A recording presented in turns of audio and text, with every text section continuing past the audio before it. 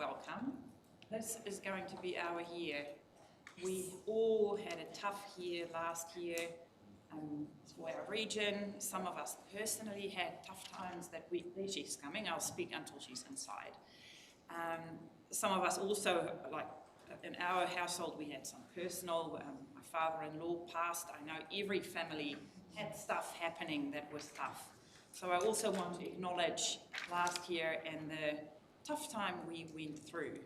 But then I also want to say what a fabulous summer we have had. It's lovely. R&V rolled through. We've had a lot of sunshine. I saw lots of you out and about, families being happy, having fun together. And so I hope that everyone is here today with their batteries recharged. We have got so much to do this year, and I'm excited about what we can achieve together.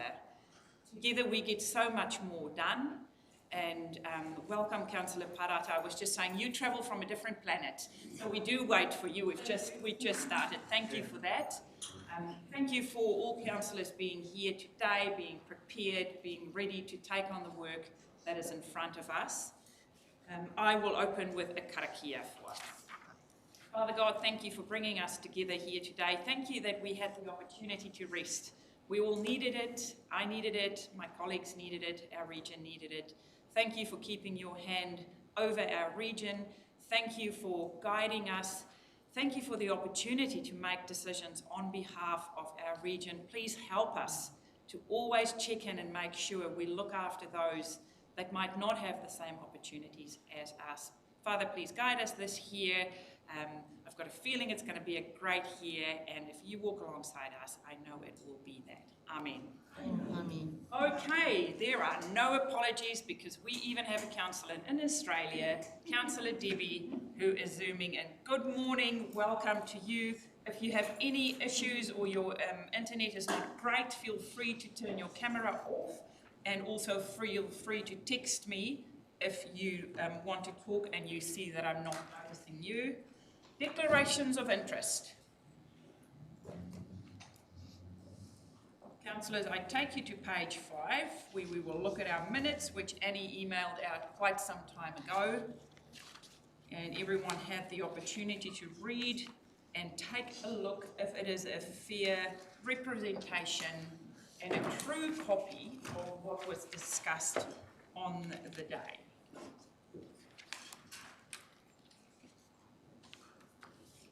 Making the move. Thank you. Moved by Councillor. Special congratulations to our minute taker as well, because a lot of times we go through and there are different issues, but we've had no issues with any of the minutes over the last year, so fantastic. Thank you to our minute taker too. Seconded by Councillor Ria. All in favour. Aye. Contrary. Carried. Action sheet. There are hand up, Councillor Cranston. Yeah, I just wondered the detail, I mean, it does come up from time to time, the detail required in the minutes and whether it is a representation. If I go to the issue on the supplementary report for better off funding. What page is that? Page 13. All the discussion is about the money for the township upgrades, and it is recorded that I requested my vote against the recommendation be recorded. So when you go to the discussion, there's no indication at all that my concerns are put there, so it just looks like I'm kind of against money going to the townships.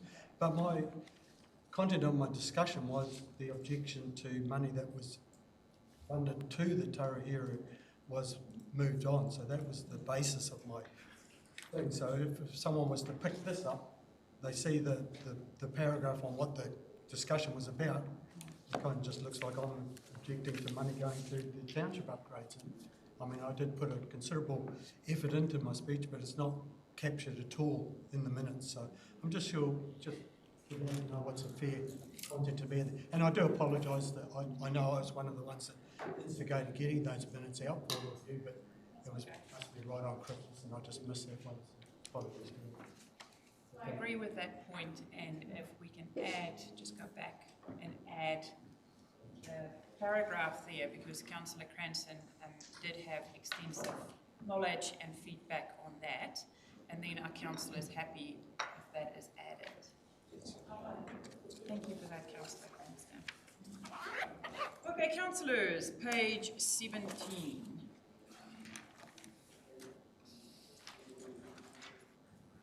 I had a few questions about number 1, the gravel consents. Who is in charge of gravel consents? Joe. Because quite a few times in the past, some concerns have come through to me about people struggling to get their consents, and it is at a massive cost. And I was just interested the last bit where it says, sometimes applicants are not providing all the information needed to process on a non-notified basis, and they are reluctant to proceed to some form of notification. What is the process to help them to get to, or is it all relying on them? Is there some process, Joe, that your team work with them to get them there, or what's the process? We provide advice on the type of information that they need to provide. We always encourage people to come in before they launch their application, so we can talk through, before they get to the stage of being in the formal process, this is the type of information you'll need to require, and that's one of the ways to streamline the process. Not everyone takes us up on that offer. And then we try and be as clear as possible in the type of information that people need to provide. But it is ultimately up to the applicant to do that sort of due diligence, to provide that information so that we can assess it and be assured that the effects on the environment, on the community will be minor, and then that's that notification test. If we're sure that the effects are minor, then we don't have to do either limited notification to some people or full public notification to the whole community. Councillor Parata and then Councillor Ria. Supplementary question to Her Worship. Are we looking at reviewing that process to see if it's as effective as it possibly can be? So we're always, I suppose, a state of continual improvement, and we've got a sort of a change in role for one of our officers who's being a bit of a bridge, if you like, between the consent processes and the technical and science information needed, and we're seeing the results already. So already one of those gravel consents has been granted. So that's moving through the process. Also, in terms of these gravel consent applications in the Waipa catchment, the cultural effects are a particular concern. And with any role that Katarina Maka holds in terms of assisting with Te Ao Māori view of consenting, they're making some real progress there in terms of enabling, facilitating cultural impact assessments to be delivered. So we're pretty confident that there will be another tranche of these applications that are able to go through the process within the next couple of months. One more. Is this something that we're talking about gravel consents part of the JMA? And is this therefore something that we should look to convene for the JMA? The Chair, if a consent is limited notified or notified, that's when the JMA has some bearing, because then when we have a hearing, we need to make sure we have a commissioner appointed by the JMA on that hearing panel. For non-notified consents, at the moment, the way the joint management agreement is structured, there's no formal role, but obviously, Councillor Ria and then Councillor Tagore. Just to carry on from where Councillor Parata left it, is there an intention to, even though we're not, the rules in the JMA don't say we have to, is there, and they're under full awareness that our representative is looking at the cultural impact, is there also some sort of relationship with Ngāti Porou iwi in terms of the removal of that gravel from their tipuna awa? through the Chair, so that's where the cultural impact assessment comes in. Councillor Tibble. My question is in regard to the appointment of Katarina Maka. How do you know currently that she is making a difference to these Waiapa consents? So we've seen that some of these have been sitting on our books for quite some time, and we can see through the dialogue with the applicant, with Papu representatives, that things are starting to change. I know that Ngāti Porou has also had someone assisting them with resource consents advice, so that's been another change as well. They actually had someone, I think a contractor dedicated to that role. So we can see from the correspondence with between all three parties, if you like, that things are starting to change and move, and we're actually getting cultural impact assessments in, whereas before we'd be asking for the information and receiving nothing because it was too hard. The supplementary, somewhere in the next wee while, could we have some quantification of cultural assessment reports across the territory in relation to RMA and specifically in relation to the Waiapu? Thank you. Okay, councillors, there's no leave of absence, and it is with a heavy heart that I stand up today and acknowledge the passing of, I call him a dear friend, and Rawini and I were lucky to spend a little bit of time with him in October, Papa Boise Te Maru, and I was lucky enough to attend the service here on Monday. What a wonderful gentleman, what a kind soul, always ready with a cheeky comment, always encouraging, always inviting and always warm, and I know, just like myself, there are so many people here today who are sad because we have lost such a gentle soul. So I just personally wanted to acknowledge the passing of Papa Boise, and I know he touched so many lives in this region. I don't know if there's something else wanted to. Gāti e tuake ana ki te mihi atu ki o tātou ma te pūkahu I roto I te rohe o te tai rāwhiti. Tuatahitia I tērā tu wiki, ara ko Aunty Josie ka, tērā ringa tuhi, tērā mārei kura nāna no, te ringa whawhati I te rangahau, I te tuitui ngā kōrero, o tātou tōhunga o mua. No reira, Aunty Josie, koutou te hunga o hine Waiapu, tēnei rā tā mātou whakamihi atu, kia koe kōrero atu ki tua o te ārai. Ka tika hara mai ki a Uncle Boise, iaia e tiraha mai rā I tēnei rangi I roto o te iwi o hine kōpeka ki roto o tīkapa, au pōhautea e te pāpā, nei anō o tamariki moko puna kei tēnei taumata o te kaunihera, e tangi haku nei kia koe, e te poito whakarewa, e tō tātou tipuna mōrehu, e manaaki nei I a Ngāti Porou te tai rāwhiti hōrapa. Kāti haere e te pāpā, haere kia rātou o whakamanawa kei te rangi. Kāti kata tū mai ki roto o Uawa, kia Nani Hera Gibson, paukato te roanga o tona moitanga te ki tona tānia ia Malcolm Gibson, ki roto I te aitanga hauiti. No reire, tangitahiti ana te aitanga hauiti, me ngā mokupuna o he kurangi maunga, I raro I te karangatanga o te rangi tāwaia rā ko kiri mamai. No reire, e kui ko koe te poito whakarewa o te reo ki roto o Uawa, nā hau te kohanga reo, o roto o ua I whakaara ake, ko taua reo kei te maringi pai mai ngā mokopuna toru reanga I tēnei rā. No reira koutou ngā huia kai manawa, ngā morehu tipuna, ko koutou te kāpuhu o tātou kei raro iho, whuatu haere rā koutou. Ka hara mai au ki te tini o teitanga a Tinirau. Kei roto o Māhia, I Ukiuta, ki roto o te whānau rākai pāka o rongo wahine. Koutou rā, ko tai ki tō koutou wā ki hara mai ki uta, ka rere atu ki te wairua o te taiao. Kāti, ko te whakapapatanga atu o tātou, I roto I te ao Māori me ona tīmata, oroko tīmatahanga, ko koutou ngā tohora, ngā wera o mātou tuakana. No reira, haere ki te rangi, tui atu ki te auahiroa, I tai mai wainga I a tātou, I tai I roto I enei tēnei wiki tonu, he tohu ko te auahiroa, he tohu ko ngā tohora anō hoki, nā rāua tēnā ao. Me o mātou hai, he waru te kau te tau te pakeke o ena kua moi. Haere atu koutou, te hunga wera, te hunga tangata. Kauri atu I te moana o te arataki tini o te arataki mano. In summary, my tribute is to, in Māori fashion, the way that we say goodbye in our rituals of the dead. And I was just making in that last bit, you would have seen 3 of our formidable elders who were all repositories of mātauranga Ngāti Porou that many of their communities will sorely miss as now it is a changing over of the baton and of the guard.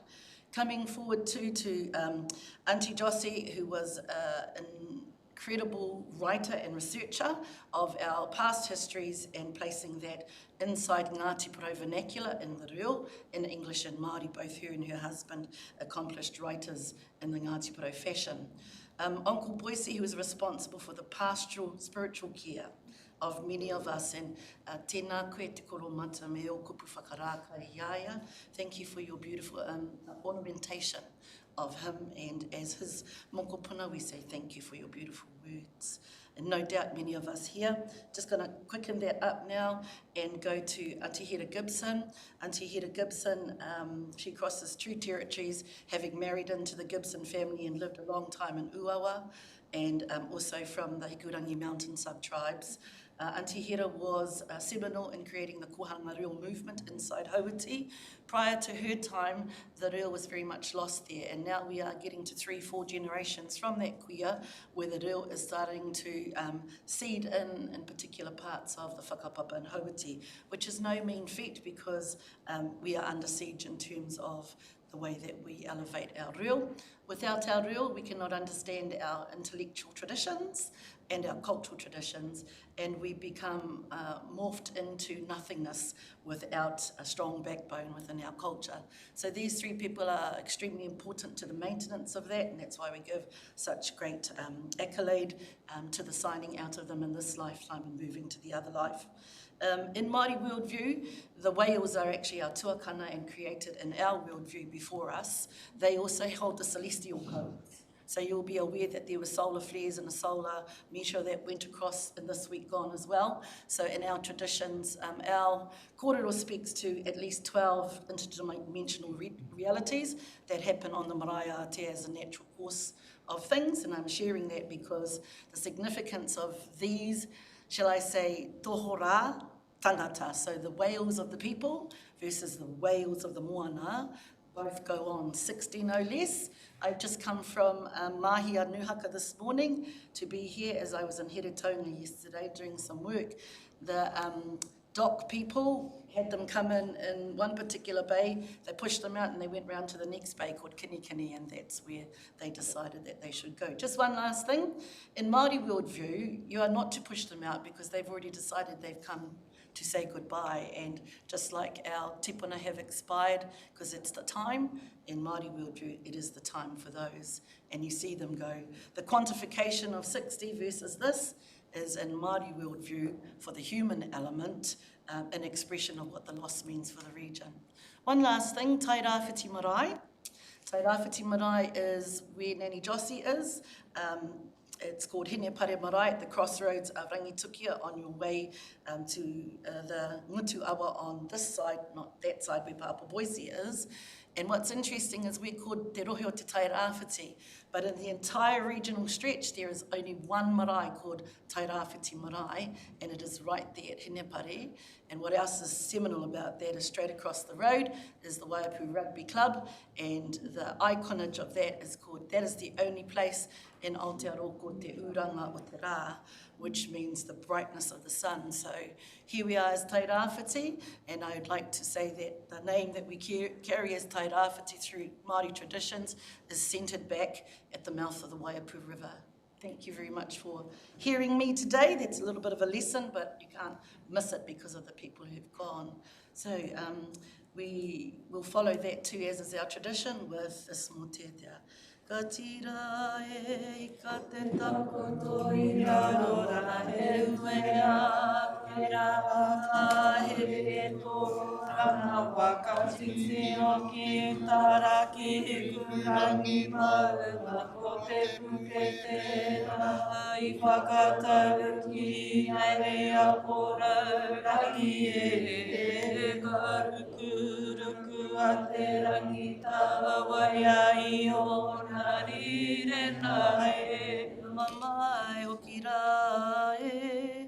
Ka mamai hoki rā te tini o te tangata. Ka mamai hoki rā ki a tamana atu. Ka takita hikoa ngā kai hautu. O te waka o porau rangi ka area koa.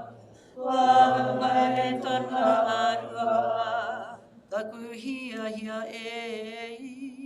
Ia ora tonu koe, hai karangai o iwi ka tutu o rongo ki ngā mana katoa. Ko tama i te mani, a ko tama i te paheke. Ka wangaro koe, ka ki te pō. Aue, Maiwi katoe aue mai rā. Aue e taku aroha.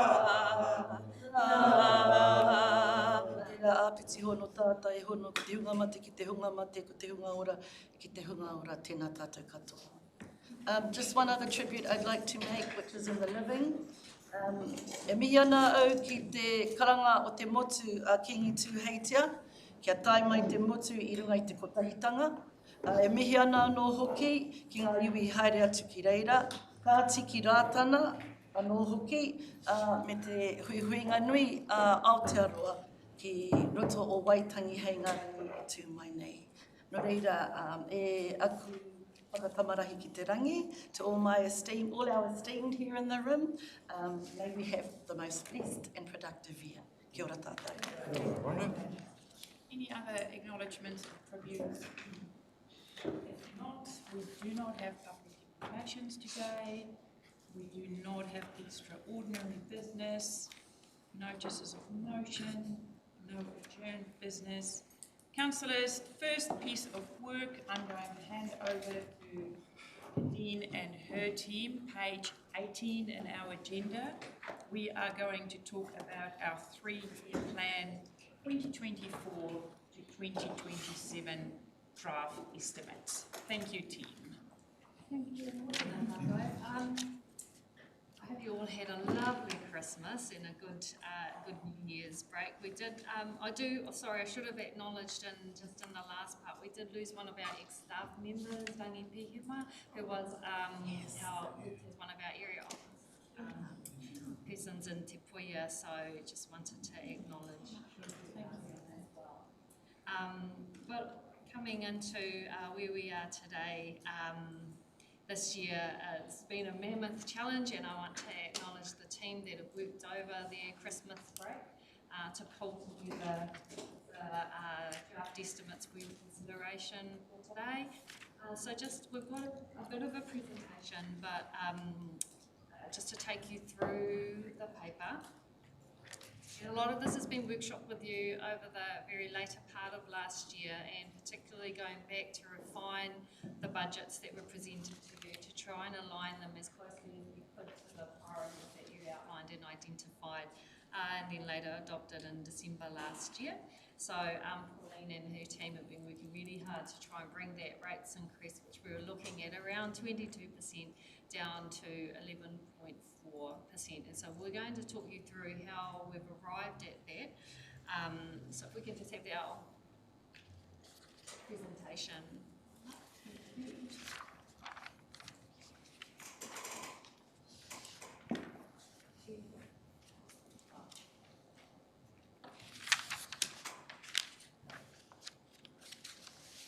So just going to take you through the components of our recovery plan, and it's outlined just the purpose of a recovery plan versus what the differences of the long-term plan that we normally would have gone through. I'll talk a little bit about our key challenges, and then Pauline will pick up in terms of the dollars, looking at the financial levers, the revenue and finance and policy, and the high-level incidence of rates. So just a reminder, this is the strategic framework that you came up with after discussing, workshopping, and then landing on what the core priorities are. And the purpose or the mission being to prioritise projects and initiatives that contribute to the healing of our people and the environment, build back stronger, enable our people to succeed. And those 3 strategic priorities have been to he huarahi pakari, we will build resilient transport. He wai manawaroa, te whakaara rātau, we will prioritise resilient waters. He whakakaha i ngā whanonga kia tōtika, we will enable effective regulatory function. function. So with that in mind, the team have kind of gone to work around reducing areas where that didn't align in terms of those strategic priorities to get us in there. So these are some of the key outcomes and themes that you will see coming through the document that we've provided you in the report. What we've got is a significant amount of additional work that we need to deliver. We also have a lot of compliance costs that have been added in there, but coupled with recovery and a lot of uncontrollable externalities, we've managed to come up with the themes that have aligned and what you will see in terms of impacting on the rates. So we've got 27% more renewals in our wastewater, so that means increased stormwater. We've included some work around the resilience for the water supply. It's not going to solve all our issues. There's more work to be done and more money to be found in that space, but it's to get us through. We've also included in there, you can see an additional funding for a revenue stream for woody debris. The $30 million is in there for the Category 3 properties, and there is funding in there for flood protection work. So a lot of the funding that we've received that is impacting on our draft estimates in a positive way has come from central government. Notwithstanding this, however, our local ratepayers also need to fund a significant proportion of our recovery works. Significant additional investment into our roading network. It's not going to solve all our roading issues because there's also still a significant shortfall in terms of what we've projected that we'll need, but we have $214 million accounted for in our budgets, which includes major bridge repairing and the Tanirotoa Road project and dropouts. We also have in there the Recovery Resource Centre, which is 95% externally funded.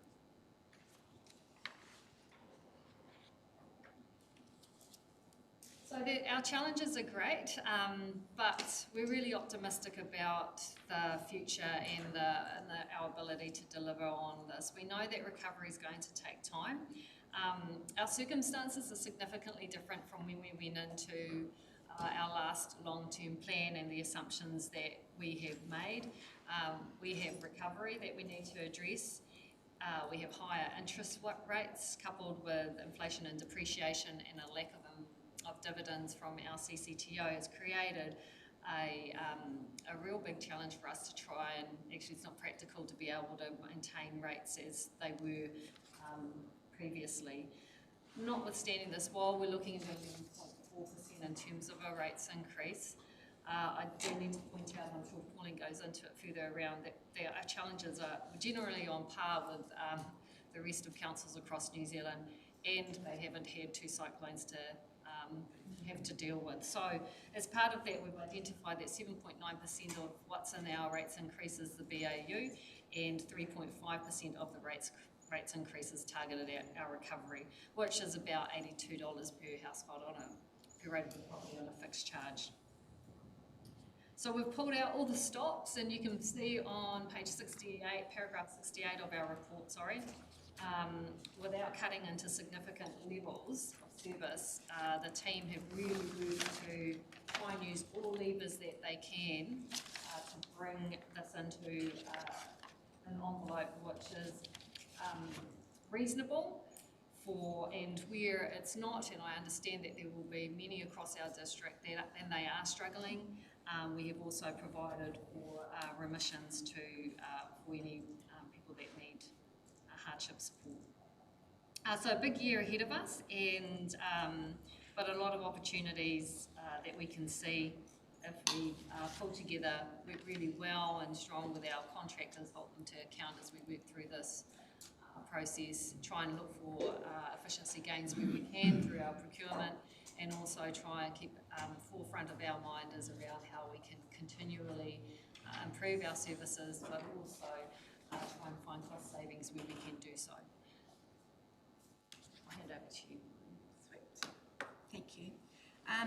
So mine is more into a little bit of the financial nuts and bolts of the story behind it, and I totally respect that is quite technical in some of the circumstances in the report, which is why we're just going to give you sort of the main outlines and what do you need to be aware of when making those overall decisions.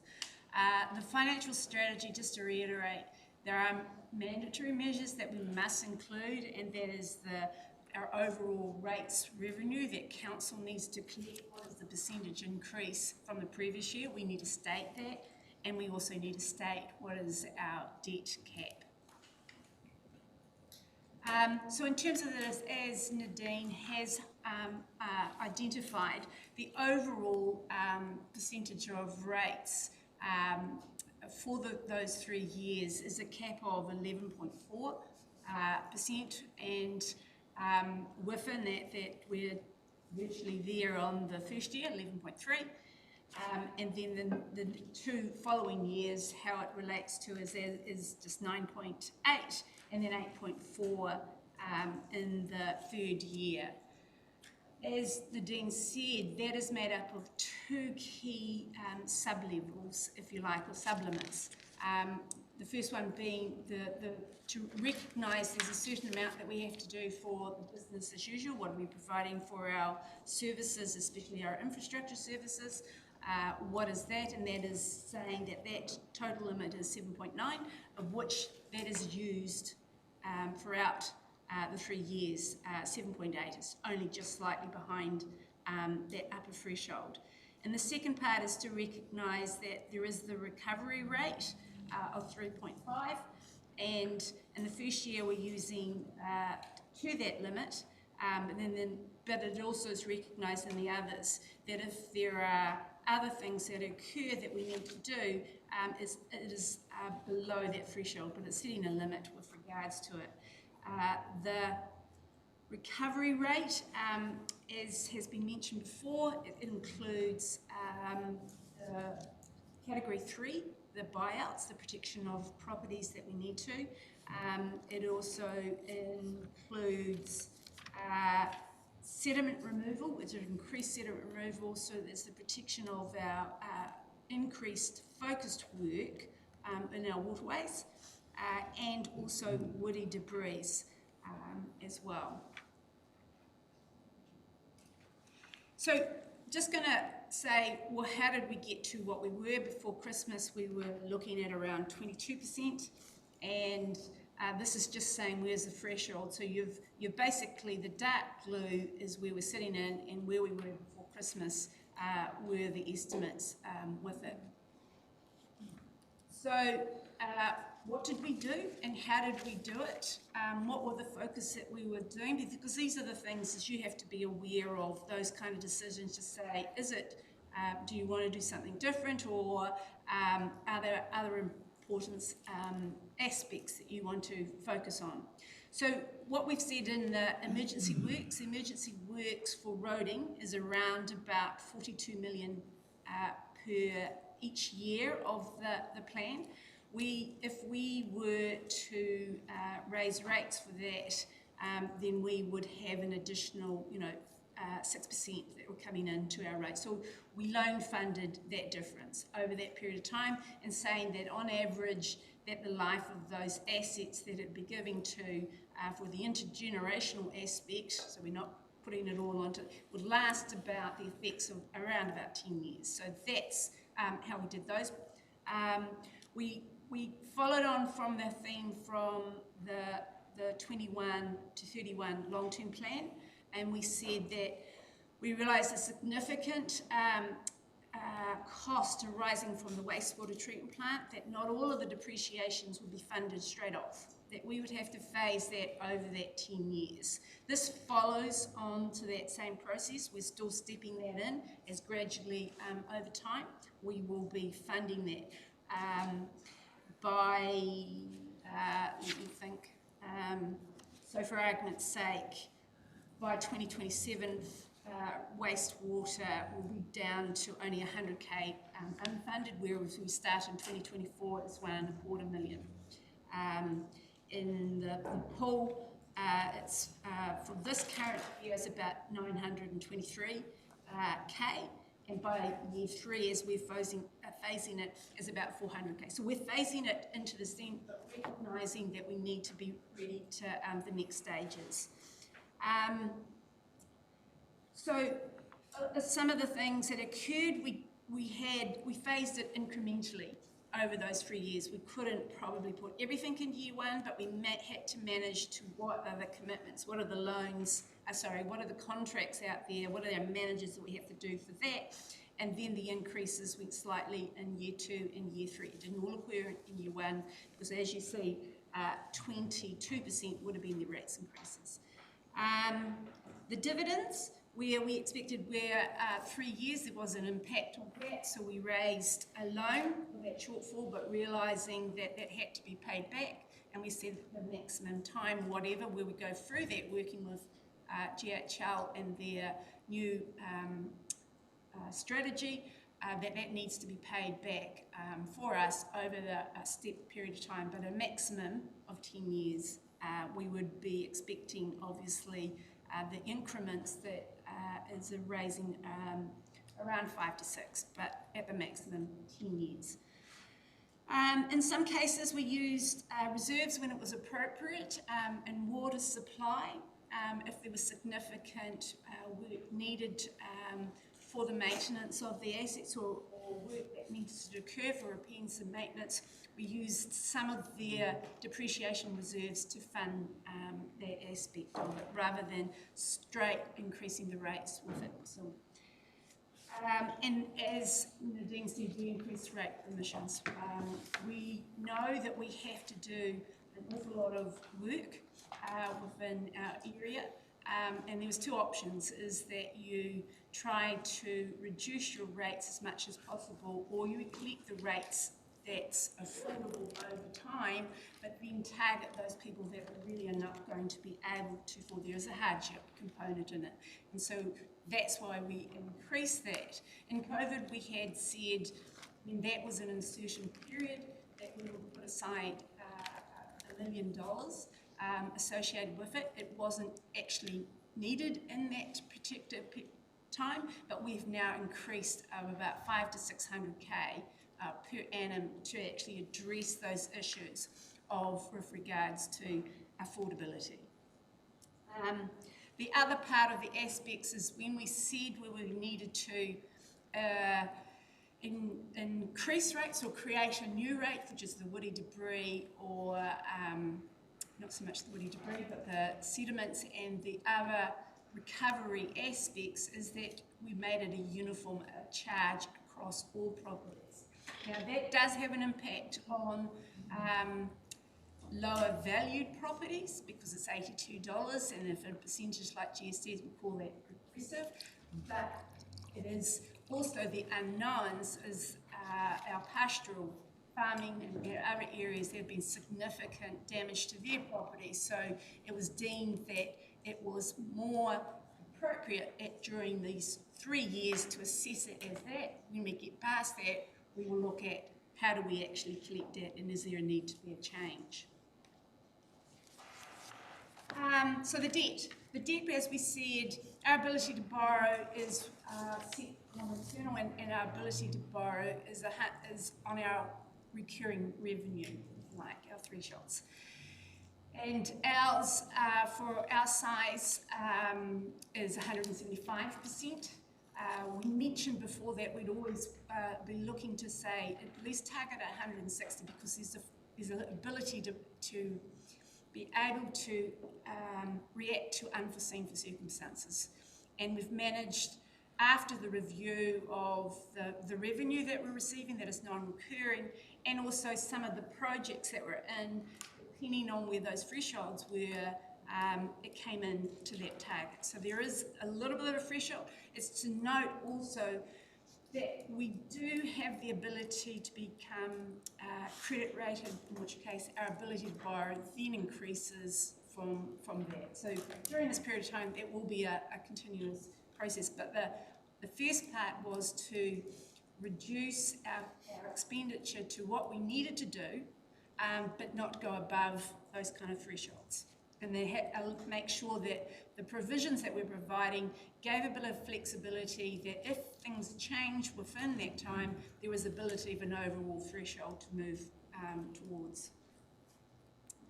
So there was a lot in there about what we have to do, and that's in the terms of the local government. There's a suite of all these sections we must give consideration to.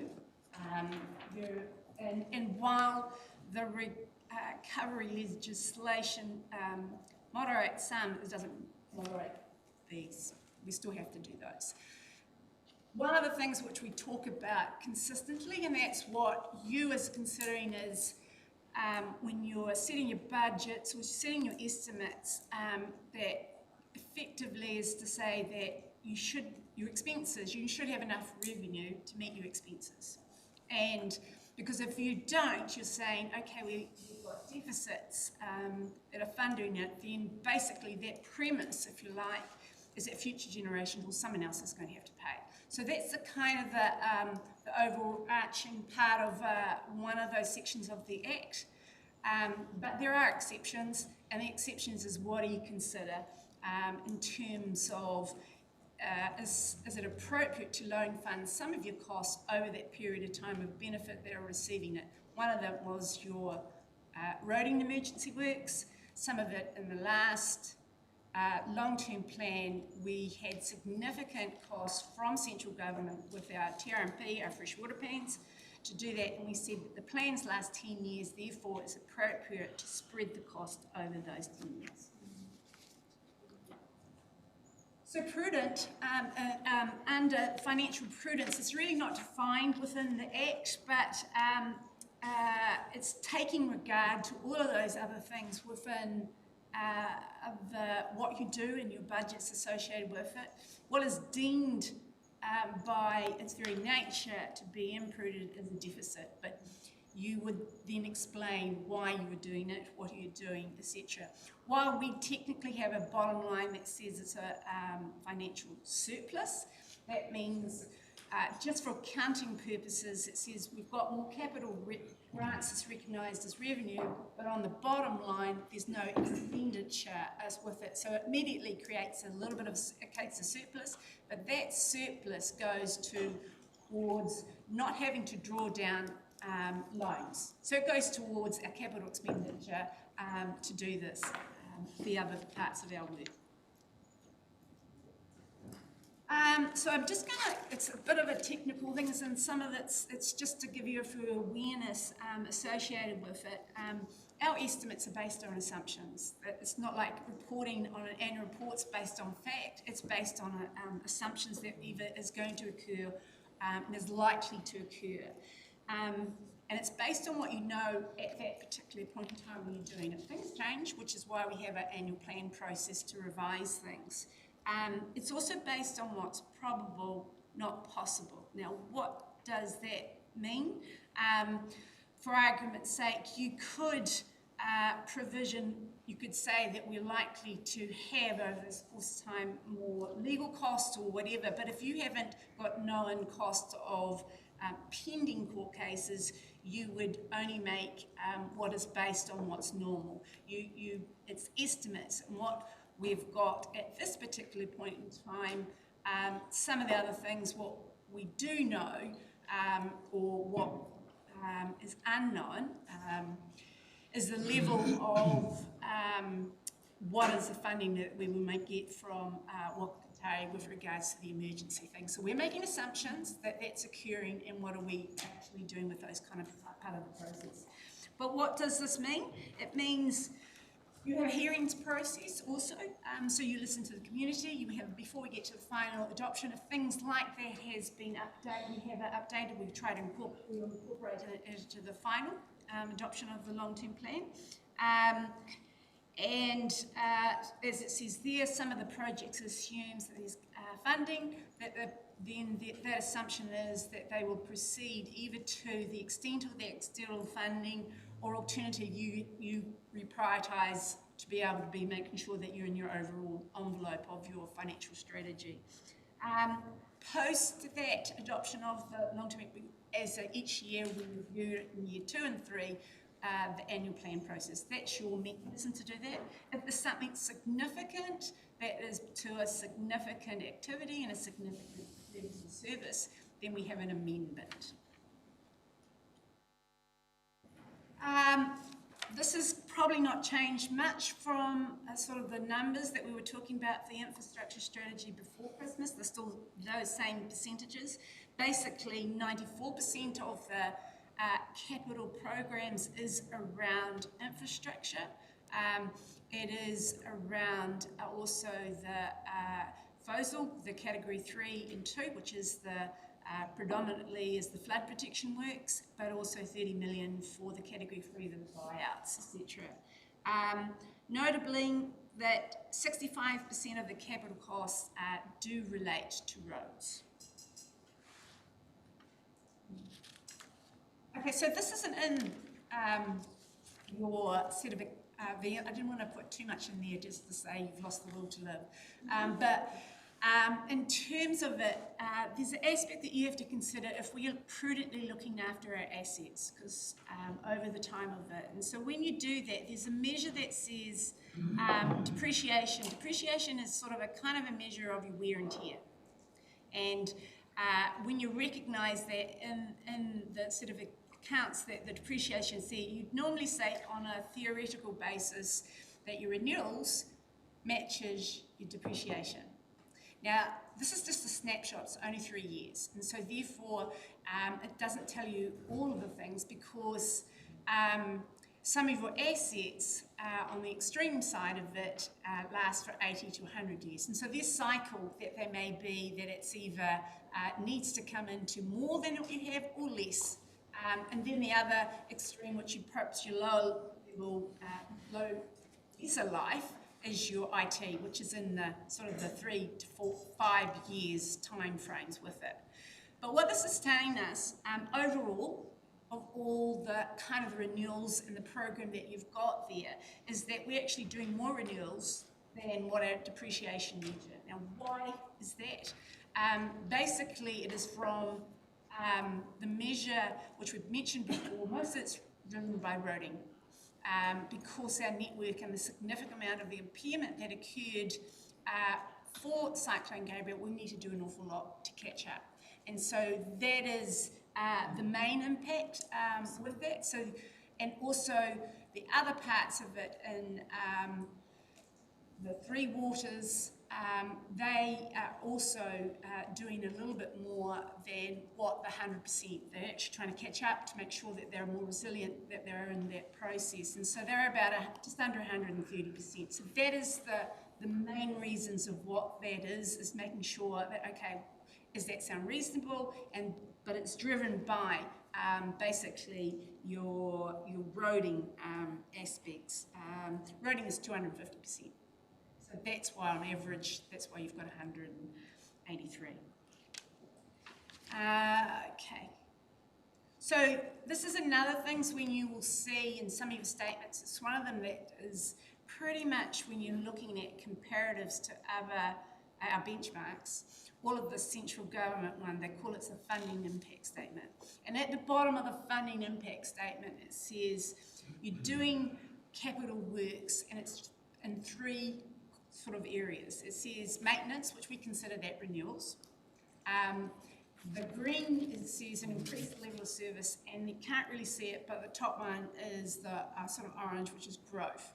Now, maintenance is just replacing the assets as they're needed to do.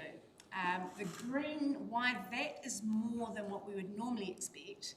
It is driven by an increased level of service, etc., with the category 3 buyouts, and also the flood protection works. That's basically driving why you're seeing a significant amount in the green there. Growth is basically any of the components. Growth, you would say, it is driven by more subdivisions down an area, so you need to put on the reticulated services with it. Increased level of service for saying that the pipe that in a particular areas has slower dripping out the tap, we're putting in a bigger pipe so that actually increases that flow. But for these ones that are driving that is the flood protection and okay, now we're still very, very much in the draft stage, and things are only high-level indications that we're coming through. We need to do a significant amount of work. This kind of review usually takes 3 to 4 weeks. We're just starting kind of this process. You will have more indications coming up before the finance and performance and other parts of that elements, that what they are and what they mean, and probably the levels of details of where the outliers and what's occurring. So that details is still occurring. But on this is saying where we are within any particular year, what is it? It's based on your capital value, and capital value, if in a revaluation years, if your capital value moves more than the rest of the regions, then you can expect a little bit of a change in the incidence rates because of that. Then there may be a kind of change to the revenue and financing policy. So if we are reviewing things like a new rate, or alternatively, if we review what we call our roading, with the targeted portion says the differential, which means a differential means who pays it and what levels. On the base level is the residential car, which does the least impact, and then on the top is the forestry, which has the most impact. And so that differential at this stage is being reviewed, and that may change some of the incidence rates. And of course, how much you need to collect from your rates. So, just to reiterate, this is saying the capital value. The highest of the capital value received is in lifestyle properties. Then it was residential, slightly pastoral, and the lowest being forestry. But compared to the last revaluation, where the actual variance is only around about 10% between the highest and the lowest, but the last time was about a 50% difference between those areas, being horticultural being the highest, and then again last time also forestry. The revenue and financing policy, just going to quickly go over that. These were the things that we said that we need to address. You will adopt the policy changes, or consider adopting policy changes in the finance and performance in February. But what we put into the results are these kind of things at the high level at the moment, which is the differential for the forestry moving up to about 14 times. Soil conservation, we noted that there was a little bit of a difference in how that was for water conservation, where soil conservation had 50% of the targeted rate up to what we call DRA 5, which is right up the top of the coast. And we're looking to bring that more, which is in an inner and an outer, same as 70% into the inner area, which is around the city, and then 30% thereafter. As mentioned before, and it is in the paper, that states there is a targeted rate for the woody debris, saying that 85% will be collected from the forest, 70% forestry and 50% pasture. Right, the high level, very high level, across the averages, across the district. What this is saying that the most of the bag comes between $300 and $400.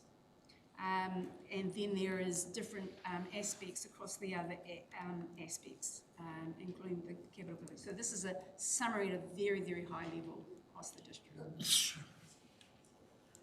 The city residential, as you can see, because we have fixed rates and the costs are driven by the wastewater treatment plant, they articulate 90% of those that are receiving those services obviously are charging for that. That again is $300 to $400. That is saying that on average. and because a lot of those are fixed charges. So that is why the city has got this. High level for the rural residential. And it's pretty hard to see, but on the rural residential, mostly the band is around 150 to 175. Bear in mind that the rural residential doesn't have the reticulated services within the city, so you wouldn't expect to see those increases that is associated with the wastewater targeted rate. Commercial and industrial, it's kind of there is a little bit of a difference between the commercial and industrial in that the industrial has higher values than the commercial, lesser impact than the commercial. So the capital values between these two sectors is why this is showing a sort of a summary. You'll get more details later on with regards to it, but again, it's either the higher capital values is driving the higher cost, but again, most of it is within that 300 to 400 band, following the trends with the others, but otherwise, capital value is driving the differences. Horticulture and pastoral, outliers, the upper and the lower, and the lower, which is the bottom, it says minus 250, it means reduced rates. That's obviously if it's been driven by lower values, mostly by the impact of background. Higher rates if they've got their capital values going up higher, etc. But basically, again, the same thing is less than 300 to 400 for over the 70%, but the rest of them is driven by capital value. Forestry, again, there is forestry, there's 477. Kind of the sector analysis is around about 15.2%, but we're just going through that analysis, what it is and what it means. We can see that, say 96 properties or 20% are over 1,500, but we need to do the details, we need to see what those are, etc. We did say at the beginning that the new woody debris rate on average would be about an extra $1,300 with it. But some of those impacts are then mitigated because the capital value is lower.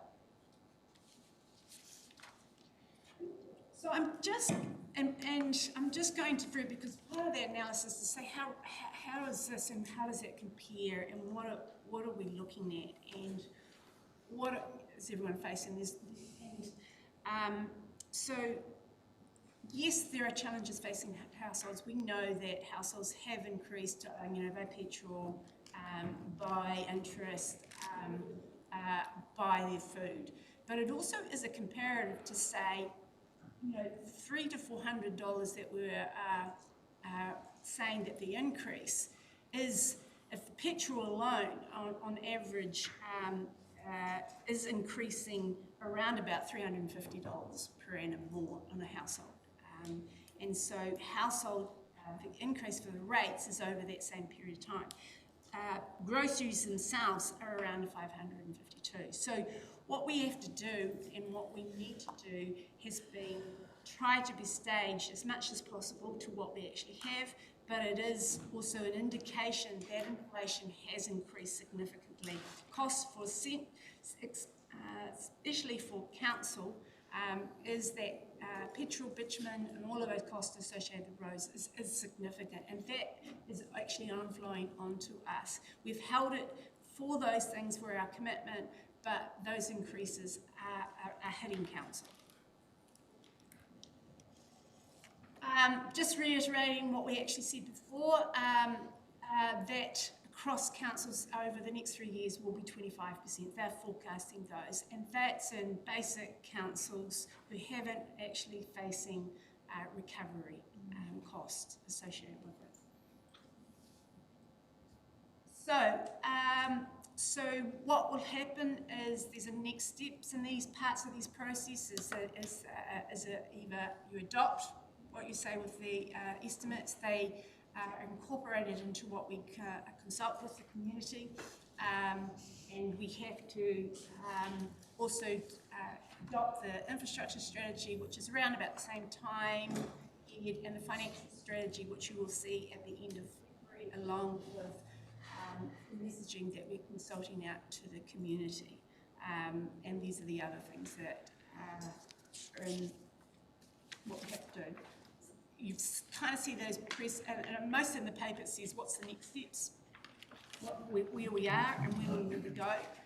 Noting that we go out to consult from the 18th of March, and you have public hearings on the 16th of March, and then there's the deliberations, what changed, what are you deciding on, and then there's the final adoption on the 27th of June. That's the kind of the timeframes that we're talking about at this point. That's it from Kaimei. Thank you, Pauline. It's very thorough and a lot in there, and especially that last slide. If you really go and look at each of those sections, how much work has happened behind the scenes. So we also just want to acknowledge, while we were drinking our pina coladas, you and your team were really churning out a lot behind the scenes. So thank you for that. Councillors, there will be lots of questions, so do we want to grab a quick cup of coffee and then open this paper for drinkies? So let's come back 25 past. Thank you.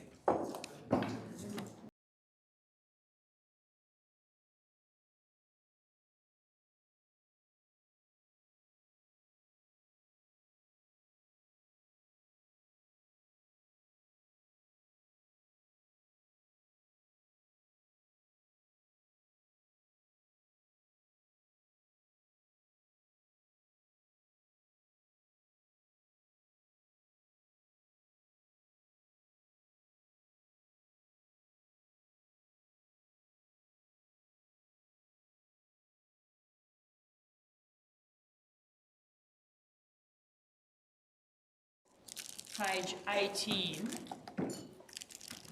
that we are on. Thank you, Pauline, for the presentation. And the recommendations are on page 22. So I'm going to open the floor.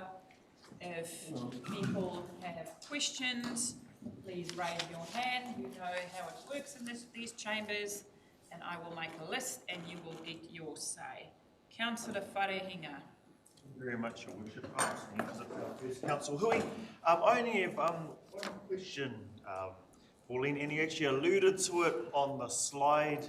You know, that it was the renewals and the depreciation slide. So I guess just to kind of provide some context to the question, having been around the table for a while, I've seen us as a council suffer the consequences of not properly funding our depreciation. Case in point, the pool that we, it was only via the PGF funding that we were able to replace that.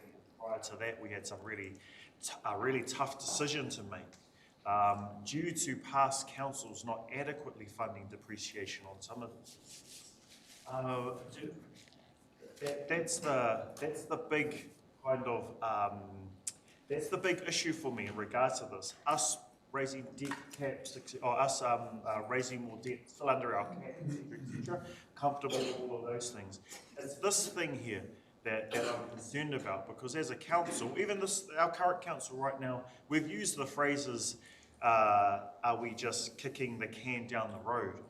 And this, to me, I gather that from this proposal. I understand why we need to do it for now, for these 3 years, but are you able to expand further on this, how, say, we could possibly kick the can less, or we could get something or another plan to be able to catch up to those things later on? Because I don't want us to be the council that I experienced being a councillor, having inherited decisions from past councils that have constantly kicked the can down the road in regards to our pool. So that was, I'd like your whakaaro in regards to that. Yes, it is, and that's my concern too, because if I look at what is that intergenerational things and what are we doing just for today, and we're not actually providing for it in the future. And in the long-term plan, acknowledge that when the wastewater treatment plant and both the pool, which combined of those projects was nearly $90 million. So when you have depreciation coming in on those particular years, it meant that the impacts of funding that or rating for the cost of that measure of that wear and tear was going to be too great. And so we said that over that course of that 10 years, we acknowledge that we're not going to fund all of it, but by the end of that 10 years, they would be ready to be fully funded. So in terms of what does that mean and what are we doing here, and the 2024 annual plan, because of the phasing of both the wastewater treatment plant and the pool, was a little bit, just a little bit different in the financial years than what they had in the long-term plan. So we started off with this annual plan currently in, that there'll be $1.25 million that was unfunded from the wastewater treatment plant new depreciation. By the end of 2027, that goes down to only $100K. We've stepped it in within our increases, which is some of the costs that we're seeing for BAU, which is why we've got the thresholds for each of the years, accommodates how do we fund that depreciation, how do we make sure that we are actually catching up with it. It all takes a little bit longer, mainly because those kind of aspects. But again, you would expect it by the 3031. So it starts with 923 in this year. By year 3, that's halved, it's down to 400K, and we expect it from the probably year and a half, it's starting to move to being funded. So you're quite right, it is a serious consideration when we say we're unfunding. It's something that you don't see, but what does it mean for the future generations? Thank you very much. Thank you very much, Ms. Foreman. I've got Councillor Gregory. Thank you.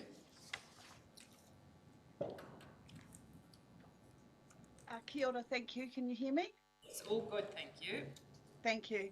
I just had a couple of questions from page 19 when we talk about the key themes and outcomes.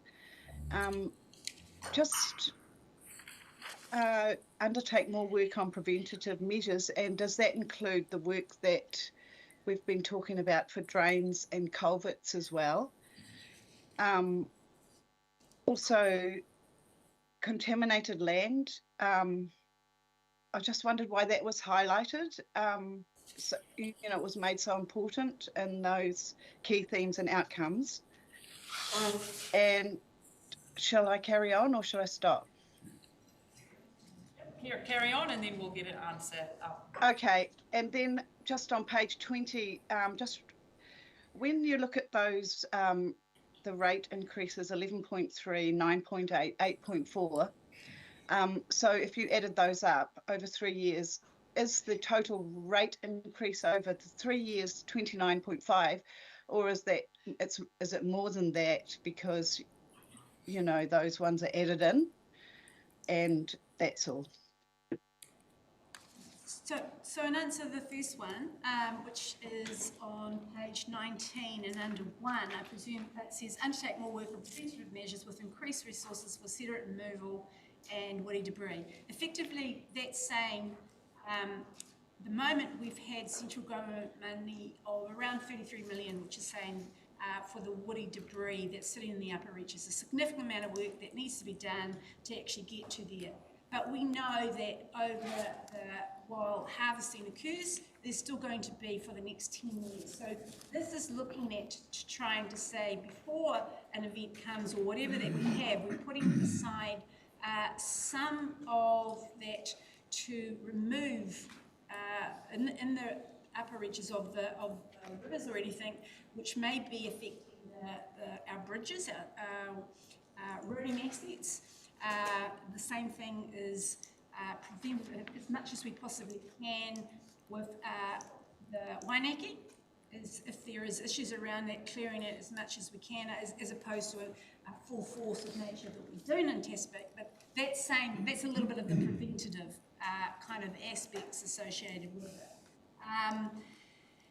The resilience that's in wastewater and water supply, one of the things I can say in the water supply, there is increase for the dam resilience and also redundant supplies. And so rather than waiting for having the pipes to come there, that will be available right at the point of where it may happen. So that's kind of being ready if anything does happen over this particular time.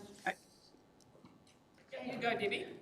Yeah, I just wanted to make sure that we have money in there to make sure that we are able to keep our drains and culverts cleared. Like, that's the biggest, one of the most phone calls I get is regarding drains and culverts. Agreed. And so we on average, the BAU that we have rated for the target rate, which is a highly targeted rate system, is about 670k. What we're providing for in this allows about 630, I think. So it's nearly double what we had before. Okay. It's not going to solve everything, but it's actually trying to say, let's a stepped approach why we're, during this period of time, is over these 3 years, to actually focus on some of the areas. Contaminated land? Contaminated land. So in the capital program, there is provision for the contaminated land, and I guess it is part of saying that some of the things that we're doing with the contaminated land is kind of the monitoring and also making sure that we're rectifying. So the capital program does, you will see that is in there, probably more than what it had in the previous long-term plan, and some of that is the Tukumara Bay transfer station, the contamination around that, and others. So it's bringing up what was kind of different is your levels that you actually had in the last long-term plan to what have you got this time. Thank you. And I think you had what was the third thing? Sorry. Just what is the total rate increase over 3 years? It is that cumulative, which you said, that 29. It's adding those up. Okay. So you have the total threshold, and you're adding those up. That is the amount that we need to collect for our overall rates increases. How it affects individual ratepayers is all different depending on kind of the service that they receive. Yeah. Thank you. Thank you.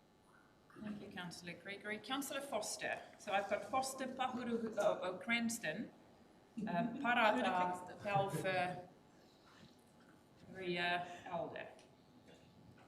Oh, yeah, thank you.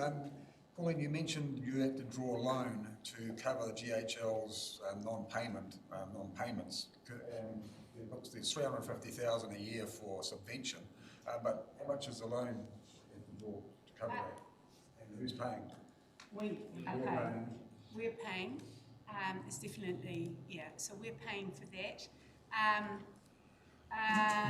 There is obviously the first year of that plan is 2.2 million. We're saying the subvention pays is based on losses, and we would say we're assuming that, like that we had before, that continues. But the actual dividend is around 2.2 million. Plus we have 2 other years where we didn't receive it. So that's added to overall. So what's the total loan that we're having to draw to cover that lack of payment? It's over 6 million. 6 million. Yeah. The other question is, when are we meeting with GHL to figure out our... Soon. I caught up with the chairman 2 days ago. Soon? Yep, it's very soon. It's getting dates sorted. Thank you for that. Okay. AC. Yeah, thank you. You get down the queue a bit, your questions get asked by someone else, so I'm not too off my list. With the meeting with GHL, I just want to remind you that I do want to hear about the costs of the community housing, which we've got 676,000 there. So I do want to... We'll give them a heads up so that they come. I do want to hear about that. Township upgrades, 4.08 million, so that's great for the townships. But when we had that discussion, we were informed that there still was going to be a budget for Taruhiri, but I don't see anything in the numbers here that relates to that. So There is, but I'll just try and find it for you. just for the Yeah.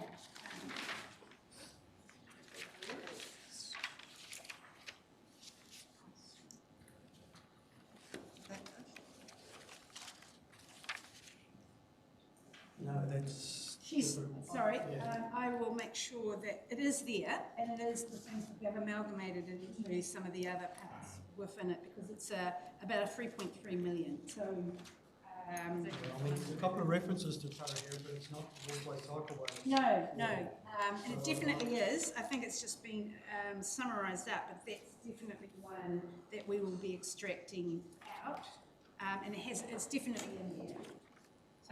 You can't see it, but I will make sure that that's separated out as a separate line. Thank you. And the other one, I know there's hardship out there, and I agree that rates going up is not a good thing. But when you indicate the increased costs, which are all those sorts of things, it would be fair to say that now it would be good to do some sort of assessment of increase in incomes, because we're talking $1 a day increase in rates. But I know in here we've had to increase the salaries. I know the hospital's increasing salaries. I know all the tradesmen have increased their things. So the other side of that story is there's been an increase in incomes as well. So to have it all sitting there saying there's a big increase in the expenses of rates, there's also something happening on the other side as well. So I think it's good to bear that in mind as well. Thank you. Thank you. Councillor Parata and then Councillor Telfer. I just want to, I've got a couple of, I don't know if they're questions or edits. Just wanted, and on page 19, we're at point 2, which says healthy people. I just wanted to make sure that alongside additional infrastructure investment for new schemes in the region, or is it specifically to Waipawa only? What page are you on, Councillor? It's 19, page 19. Two. I just want to get clarification. Like, are we talking about just across the region, or just specifically Waipawa? And if we can include that, like even if it's against floods and safeguarding our communities in the region. Across the region. Yeah, just so that it feels like everyone is getting considered. And I really like that focus of protection, because that means that we're trying to do our best to ensure that this doesn't happen. We're not constantly going to be looking at recovering flooded lands. So that's the first point.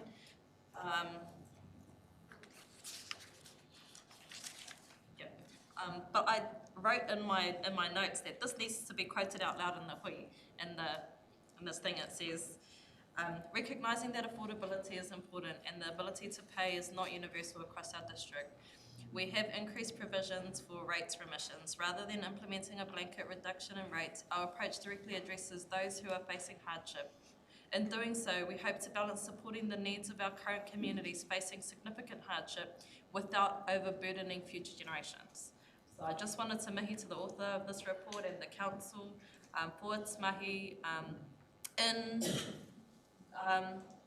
verbalising what it is that we as a council believe, that there are parts where we're going to have to step up as is our responsibility for this generation, but also along the way we need to protect those most vulnerable. And I really appreciated that being spelled out in this way. Those are my thoughts. Thank you. Kia ora. Councillor Telfer, thank you.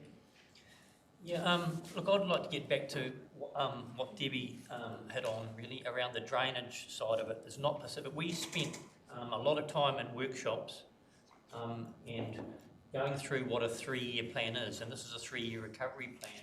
And one of the main, we had 3 things that we were going to focus on, and our roading, our whole roading network maintenance, etc., the drainage around the flats. And that doesn't come through here, I'm sorry, and it also, you mentioned that it's going up by $600,000 for drainage. That's not even going to touch the surface out there, and that's what it was about. And a 3-year recovery plan, unfortunately, is not pretty.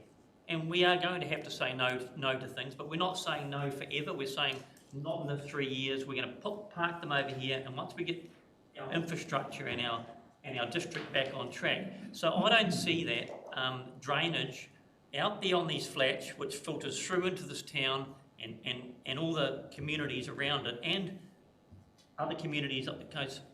The maintenance that has been let go on our drainage network is a bit embarrassing. And if we're only going to put $600,000 towards that, that is not what we decided in a workshop, in all those workshops. And we decided that drainage was one of the priorities that affects a big part of our community. So I don't see that, and I think this almost feels like a little bit wishy-washy, this whole thing to me, and I want a bit more back to what we decided we were going to do. And it's not pretty. We won't be the favourites in the month, and we might get voted out, but that's what we decided we were going to do, and that's the reality of a recovery plan, and I just don't see it enough emphasis there.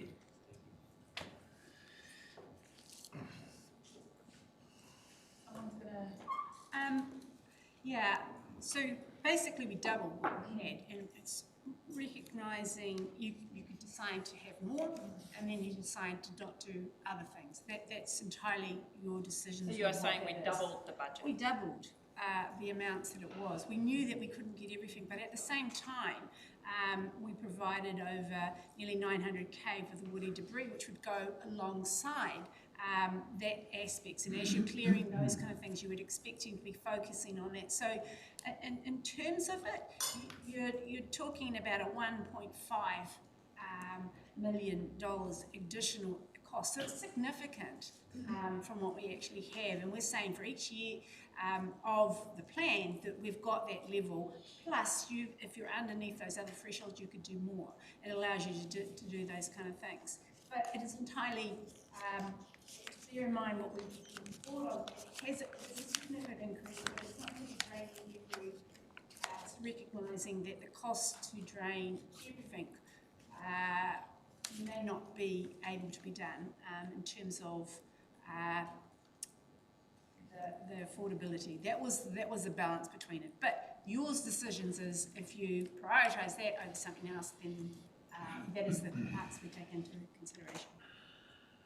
Yeah, well, that's what I thought we had decided as part of those workshops. So I want to counter what you just said, Councillor Telfer, by saying the fact that we doubled the budget is already, to me, saying that double the amount of work will happen in the next 3 years, which is a significant increase. You think if we double any budget, doesn't matter how big or how small it is, you do expect a double of work happening there. So I hear what you're saying, but I also feel staff doubling, and we can change it by all means. I'm just trying to say I wasn't aware that it was a total double of that rate. So I hear what you're saying, and I recognise that, and we did say to staff we want more drainage, but I think they have acted by doubling the budget and promising double the amount of work.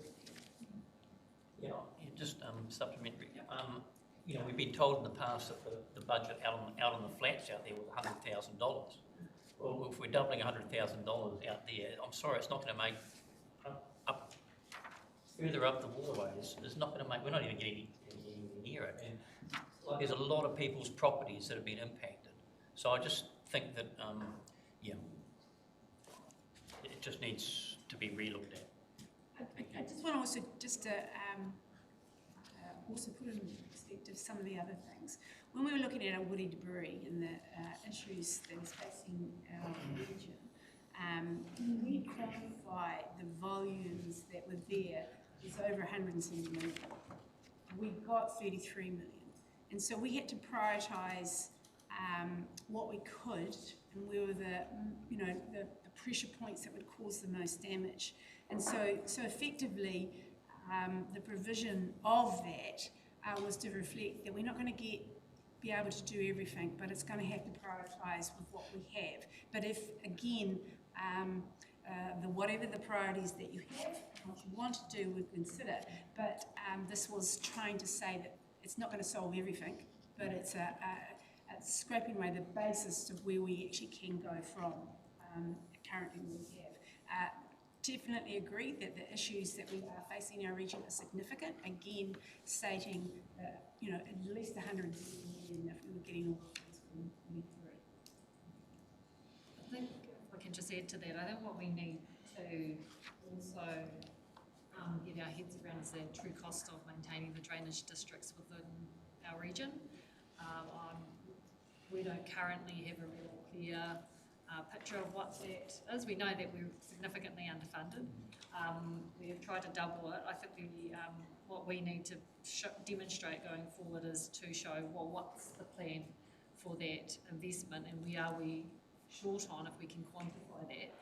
Because we also know that some other areas that require drainage are not part of the drainage district scheme, and therefore have asked council for maintenance of their drains, and we don't do it because we've not been rating for it. So I think there's a piece of work that we need to do, the planning that we need to do around and demonstrating how we're going to invest the additional money that's provided, and give some confidence that it's going in the right places, but also to understand what the shortfall is and whether we need to increase that in the subsequent or future budgets, and what we then drop or move as a result of increasing it further beyond the double. So I think we're going to take that Great, thank you for that, and thank you for raising that, Councillor Telfer. Councillor Ria, then Councillor Alder, and then Councillor Pakurupuriwai. Thank you. Your Worship. Page 36.78, could you just please clarify that paragraph? Loan funding for the TRMP and the FWP being operational costs means that these costs are not in balance, as our operating revenue does not match the operating expenditure. Loan funding for these projects is not considered an operational cost. So I just got a bit confused around. So it is an operational cost, but it is not considered an operational cost. So where does it sit in the budget? Just it's those kind of. Sorry, okay, it is.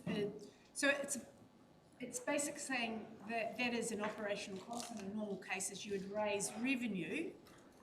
That you would see rates to match the expenditure that's going out, right?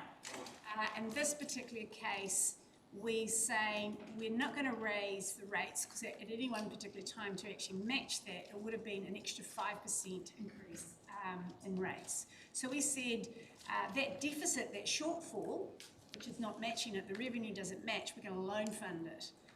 So the loan doesn't sit on the OPEX or revenue, it sits on a balance sheet.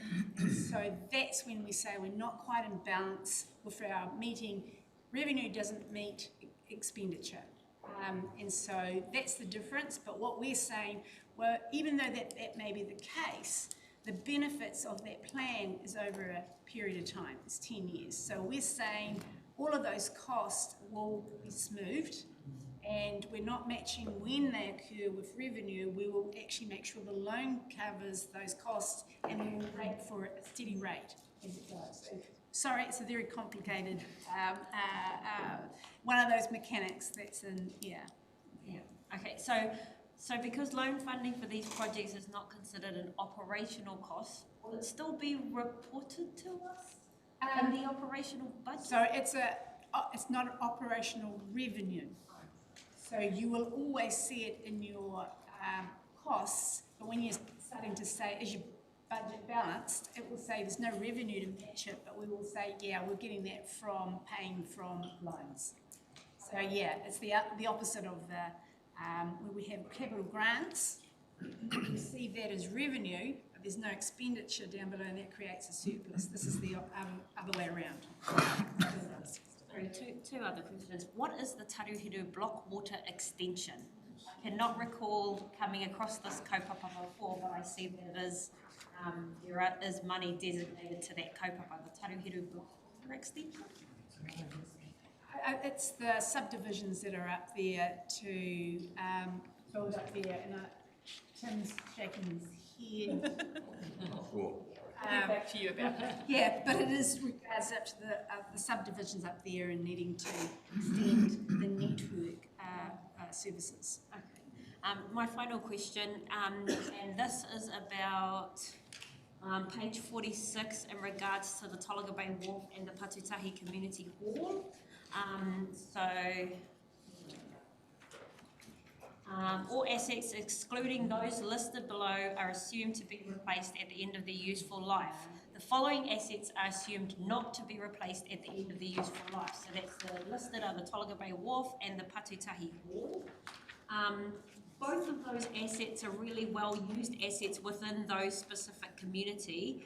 Have those communities been consulted over that decision? Are they aware of the outcome where that is written here in the report? Are they aware that the council's intention is to not replace those two assets?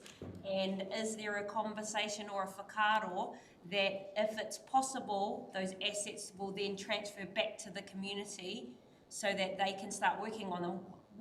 In my mind, what I don't want to happen, for example, is that the Patutahi Hall has a little thing wrong with its roof right now.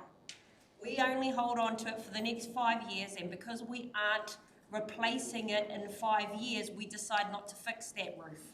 That roof gets worse and worse over 5 years, and then by the time we offer it to the community to take over, they actually don't have the money it's going to take to put a whole new roof on. So that's kind of in the area where my question is in terms of the Tolaga Bay Wharf and the Patutahi Hall.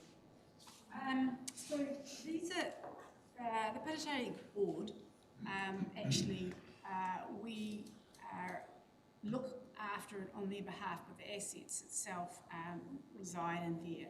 And the community assumptions at those particular times made that said the hall, we probably wouldn't replace it as it is.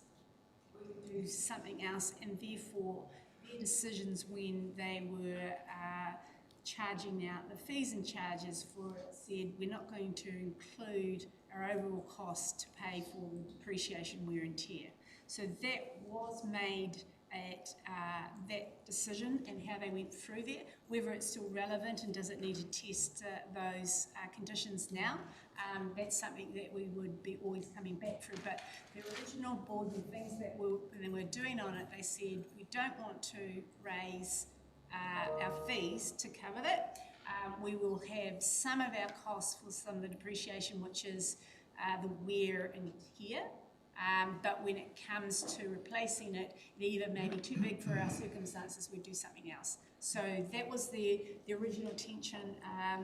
The same thing with the Tolaga Bay Wharf, a little bit different, as opposed to are you going to do it or what are you going to replace it? Would you replace it if it was swept away, or would you do something else? And so that's at a concept level, as opposed to maintaining it while it is there. Two different things, but as a broader conversation with regards to the... Okay, that's clear, thank you. Councillor Alder, thank you. Thank you, Your Worship. Firstly, to back Councillor down here talking about drainage. Farmers make big investments into tile drains, and they have to get that water somewhere. If the drain isn't clearing that water, it backs up, vines and trees will die, and are dying, and dead trees don't employ people. But moving on to my questions, page 19, maintain all assets to meet health and safety requirements. This is clearly not happening. Our roads are dangerous. Leaving sections of roads in a bad state and waiting for the big fix of that section of road is not good. And I'd like to go back to the analogy of not putting oil in a car means you're going to have to buy a new car. With this scenario happening, you have got an old car that's not being maintained, you know the brakes aren't working, but you're going to keep on driving it until you can afford a new car. And we've had some really close calls out there. There's lots of damage being done to cars, and we've really got to get onto it. Going back to your slide on renewals being two times the depreciation rate over the next 3 years, and roading was 60 million versus 30 million. First question, is this not also an indication of bad management? Or can it also be an indication of bad management? The first question, the sheer volume that we're out from 460 million to 750 million, not even in the quantities of those, it's just wiped out everything with regards to those. So that's what's alluding to. It's saying we've had significant impairment, which that were wiped away from Gabrielle. It would not have stopped for any maintenance that you actually had, they were just wiped. And it's the same thing as with the significant repair bill on there. The quantum is far in excess of what you would consider an overall the maintenance problem there. And so the majority of the things that's coming there is recognising how do we reinstate, how do we get back to what it was from the significant damage caused by Gabrielle. It can indicate bad maintenance. Question on page 26, and alluding to a comment on page 44, the maths on page 44, and 54% of our capital spend over the next 3 years is road related. It's a lot of money, huge amount of money, that we're going to spend over a very short period of time, and we have to get very smart, very efficient, very quickly. Doing the same thing is not an option. I think we need a summit type meeting with all potential players, people that fix roads, people that do it at the moment, there's lots of forestry contractors there. And the priority of that meeting should be safe roads, and a quick, and to get there as quickly as possible, and to get that fix done efficiently. And looking at alternative methods around traffic management, etc., etc. Going on to page 38. I'm sorry, I'm repeating myself. But this fast fixing of the roads, so I'm alluding to point 92, where other options would be to reprioritise the capital expenditure. And reprioritising capital expenditure into quick fixing the maintenance that's required out there will actually help the long-term capital spend.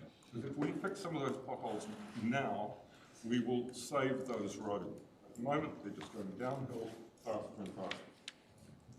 The question around the $45 million spend that's budgeted as part of the allocation for the Karakia bluffs. The question is, can that $45 million be reallocated, say $10 million, to clearing the bluffs? So that's a firm no, and you know that answer because we've asked that several times before. That is specifically earmarked for the work that is currently happening. Contractually By the government signed. There's no wiggle room there. It's their money. Well, that's me for the moment, I think. Thank you. Councillor Pahuruhuriwai, thank you. That was an amazing report. I appreciate all the work that the team has done over the summer, and your presentation of it made it really easy to understand. I do support Councillor Telfer and Councillor Gregory in their call for preventative measures around drainage. It is across the whole region something that is coming up all the time. Request for service are put in, and while there's a response to request for service, there's no follow-up. It's constant messaging I'm getting from Whānau that are attempting to use our request for service process. There is just nothing happens after that. So you're getting an initial email to say thank you received, and then there's a very long delay or just no action at all in terms of what happens. So drains are still blocked. And I've raised it before about utilising community capability and capacity. So if they're local, they're not travelling all that way, and we're not covering all of those costs, surely we can figure out a way to have local solutions within communities to mitigate those parts, anyway, clearing of drains and things like that, because it's our communities that are constantly calling out for action in that particular space. They know where the biggest problems are, where to clear first, so that, because they don't want to see a repeat of what we've had in the past. I appreciate that the budget has been doubled, so I'm hoping that across the region, we can see some significant change over the next little while. But I'd ask too that we have a quarterly report on that in terms of the action across the region and clearing those drains and culverts. I think once we do that, because my sense is that all of us are in the same thinking in terms of the frustrations that we're receiving as the elected representatives and by our community. Prevention, there's no money for prevention, but you can see trees are about to go like that and they fall over the next rain when they could have been removed and stopped, instead of holding up traffic. So that's a constant bugbear. If we can address that, would be great, and if we can have regular reporting on what's being done, then I think that would help to settle the angst around the table. I also just had a question about page 47 around the buyout, the properties. What does it say? It is assumed under reserves, it is assumed that some of the land acquired under the fossil category of voluntary residential property buyouts may be sold. Is that in the urban area or in rural areas? And yeah. So there's about 60 properties that is considered category 3. Obviously, when it's bought out, council will own that land, and we have to maintain that land. And there may be some of that land that is not going to aid in terms of the overall protection, and then there is options like much of the perhaps the other councils at Hastings that they may offer to sell it, but obviously it's not, you can't build on it, you can't do anything with it. But if that was to occur, we haven't provided to use that money, but we have acknowledged that there is a potential to do that, and if it does, it would be put aside in a reserve for either maintaining those areas that are there or any other kind of reserve-related aspects around those properties. Okay. So we're not looking to spend it somewhere else, saying we're getting in, it would be to go back around those areas. And wherever those 60-odd properties are, that's where we were saying only a small percentage may be that it's probably better off that council doesn't maintain them due to the isolation wherever they are. Okay, so supplementary to that then is are iwi landowners involved in those discussions when should it come to the point of sale of whenua? In case it's something that they might be looking at in terms of, if whenua is available to be purchased, that's an option made clear to iwi and landowners as well. Yes, definitely landowners. Just one more question, and that's about the transport costs, because I got a letter in the mail about rucks on EVs and hybrids. So that becomes effective on the 1st of April. Electric vehicles, you pay $76 per 1,000 Ks plus an admin fee. Plug-in hybrids, you'll pay $53 per 1,000 Ks plus an admin fee. Has that been factored into the costs in the financials that you provided us? So ours relate to our costs. Yeah. And so, so if our vehicle costs, we have provision what is the cost of vehicle for operations, and we have increased those kind of budgets based on the movements of our own fleet and what's occurring. So yes, there has been higher operational costs provided for that. Thank you. Okay, everyone has had a fair go. Usually I only allow 3 people. If I go with standing orders, 3 people for, 3 against, but what I wanted people to have the opportunity to ask their questions. So Councillor Teddy, I'm going to give you the opportunity to ask the last question. Thank you. And just remember, this is the first bite. We are going out and consulting. We will get feedback. We get staff still working on this. This is iterative. It's a work in progress. This is not the last time. You will be sick of this come June. We will be discussing it and discussing it and discussing it. So I just want to reassure everyone, this is the first of many discussions. Councillor Teddy, you finish it out for us, thank you. Yeah, for me, yeah, just more of a comment.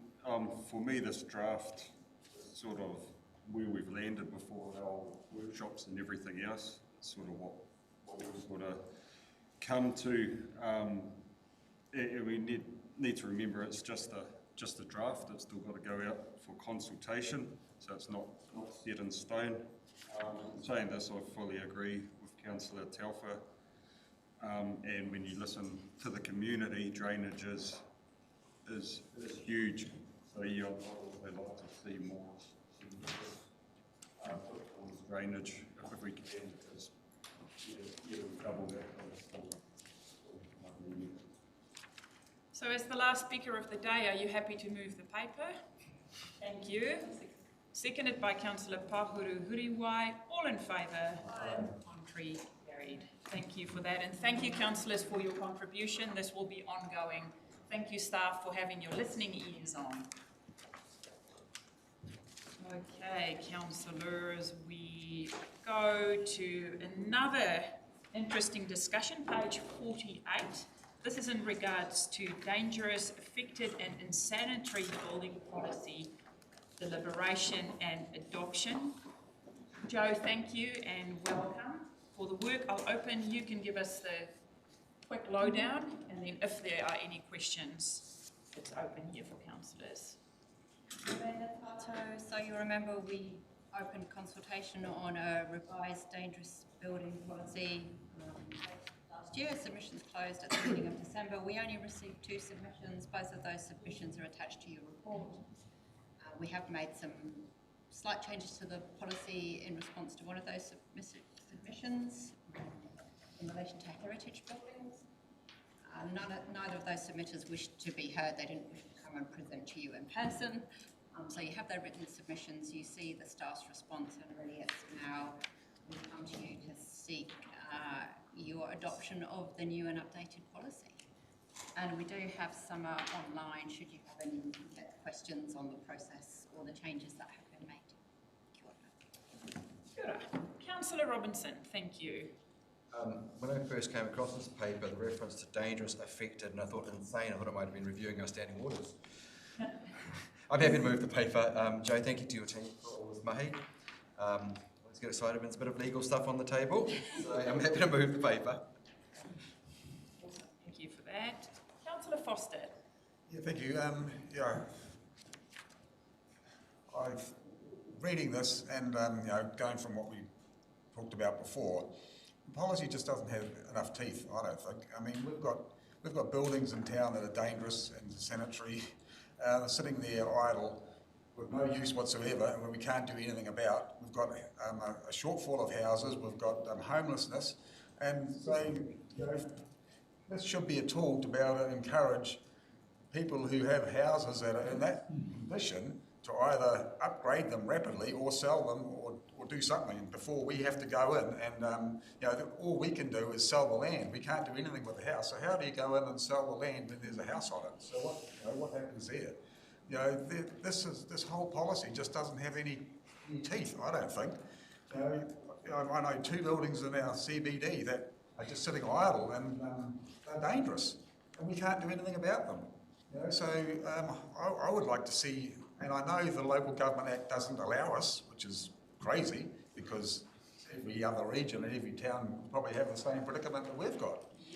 So, I would like to see some teeth, some action, stronger action that we can take on these dwellings because of our predicament with, like I said, lack of housing, homelessness, and a really frustrating environment in our CBD, which could be remedied quite easily and accommodate some inner city living, with the right investors. So, Thank you for that, Councillor Foster. Through you, Your Worship.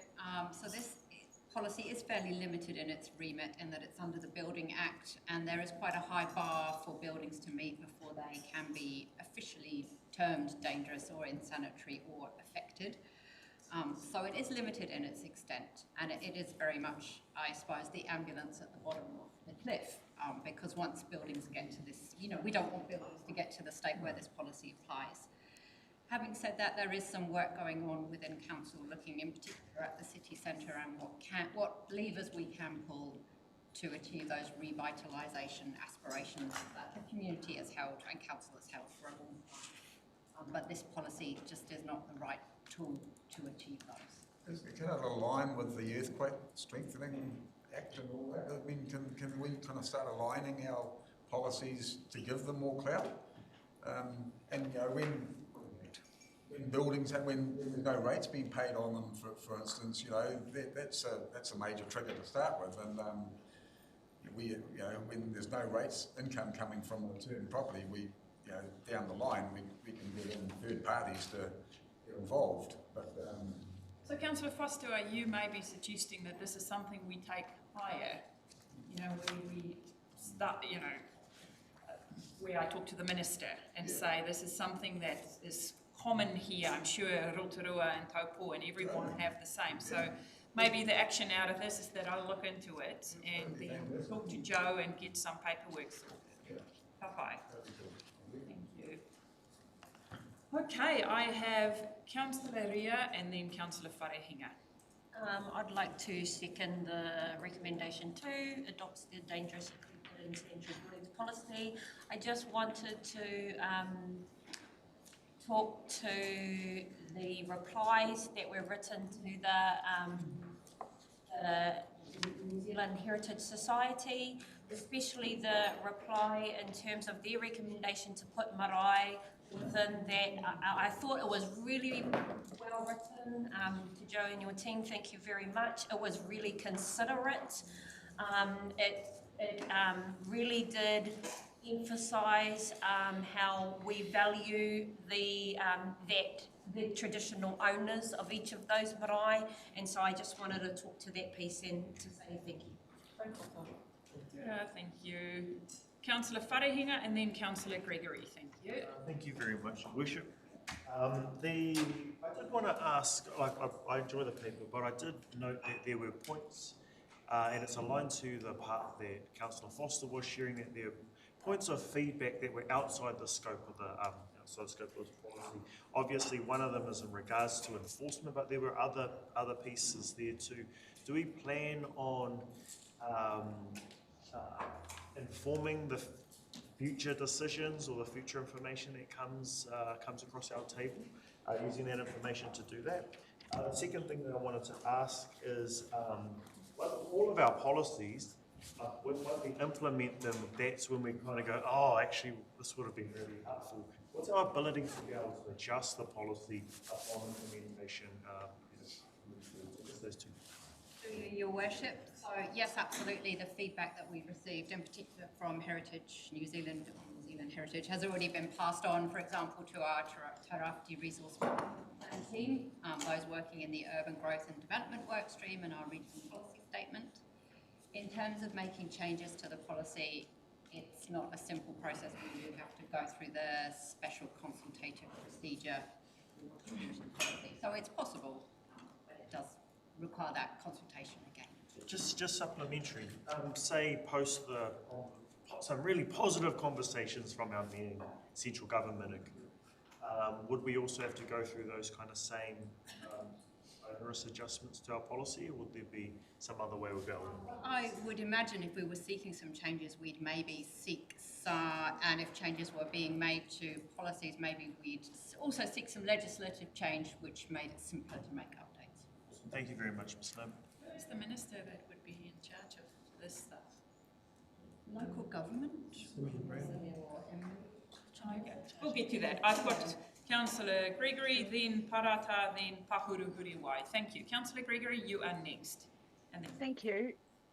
I fully support what Larry's saying, and thank you for suggesting to go to the minister and take it higher. My question is, where is the list of heritage buildings that's mentioned in the agenda? So where could we find that list for Gisborne? Your Worship, are you referring to the the list we have in our Tairāwhiti Resource Management Plan or the list that's held nationally by the Heritage New Zealand? Either way, that it's available on websites, so I can send those links around. Thank you. Okay, thank you. Okay, I have Councillor Parata. Thank you so much. Yeah, I also just wanted to acknowledge the way that staff has responded to HNZPT. Is that the acronym? Pauhere Taonga. In regards to the inclusion of Marae. I think it really speaks to our approach to partnership and what is in our lane to determine and what is actually in Hapu and Iwi's lane to determine. It's not us, it's up to determine for them, and I think that goes a long way in building healthy, happy, enduring relationships with the Tairāwhiti. So, ka mihi ki tērā. Secondly, I think so often when we sit at this table, I think about what is the vision for Te Tairāwhiti long after I no longer sit at this table. And with that in mind, when you drive through communities, not just the CBD, but I'm thinking specifically actually at the moment of Tokomaru Bay, where Papa Bill Hughes has sent me emails about dilapidated buildings. We cannot thrive as a region if we're confronted by depression. And I would rather see an empty space than to see devastation. That we cannot grow as a people if that's what we see, if we see smashed windows and buildings with roofs falling in. So I support that tono that Larry has put to the table and support for your worship to go forward and see what we can do to enforce and tidy that up and pull them down. We don't need that in our region. Thank you. Also happy to support the paper. Councillor Pahurihuriwai. I too am happy to support the paper and again support what Councillor Ria and Rata have stated about the responses from the team today. Excellent. And yeah, Councillor Parata already spoke to what was in my mind around our townships and that the list is inclusive of all of our region, not just Gisborne. I have concerns too for the dilapidated buildings, but in our Māori townships, it's complex. So working with the landowners, Te Tumu Pairoa or whoever, to try and get some, I know that lots of landowners have tried to restore, maintain, develop the buildings. It's impossible for many. Cost-wise, regulation-wise, all the barriers are up in terms of them being able to do anything with those buildings. So what can council do to help to find a resolution? Because as Councillor Parata so rightly put it, if you see depression every corner you go around, that's not of trying to make a better lot of what you have in front of you, but if all the barriers up against you, then it's very difficult. So how can we help our communities thrive, keep us surviving, get into thriving with our buildings are a big part of that. Kia ora. Kia ora. Councillor Cranston, you are. Yeah, just wanted to shed a little word of warning to people wanting to get stuff on the Heritage New Zealand list. For the last 14 years, we have struggled, and the ratepayer is probably over that period of time, at the end of the process, going to have had to fork out probably close to $1 million on something we really don't, 90% of the population don't want, and has got no function and does nothing, and our hands have been tied by Heritage New Zealand, who don't have to pay a fee for it, and that's the Peel Street toilet. So be careful what you wish for. Marae, iwi hapu whānau have got real pride in the marae, and they will do their best to look after them, but there is danger if suddenly the decision maker is Heritage New Zealand, who was the decision maker for the Peel Street toilet. And our hands were absolutely tied. We couldn't do a thing about it except find $1 million from the ratepayers. Fair comment. Okay, I think we thrashed this one out. Thank you, staff. I do have a mover and a seconder. Councillor Robinson moved it, Councillor Ria seconded it. If there are no more kōrero, I don't see Councillor Gregory's hand up. All in favour? Aye. Contrary, carried. Thank you for that. Thank you, Joe, and I'll catch up with you about how we move forward. Okay, are we going to take a quick 5-minute? I'm just looking. We are part of Zone 3, and Nadine and I usually go away to Zone 3. We have the honour of hosting our Zone 3 mates here in Gisborne on the 21st and the 22nd of March. Everyone is invited. We're going to have presentations. We're going to have a beautiful dinner at Tahu. It's going to be, I'll talk to you about it later, but just make sure it's in your diaries. It will probably be the Thursday afternoon dinner that night, and then the Friday in the morning, and then, so hopefully... There's a lot of Thursdays in the year, which one? Can we get an invitation thing sent through? It must have been sent, but I see it's on our, that's why it just reminded me it's on our calendar.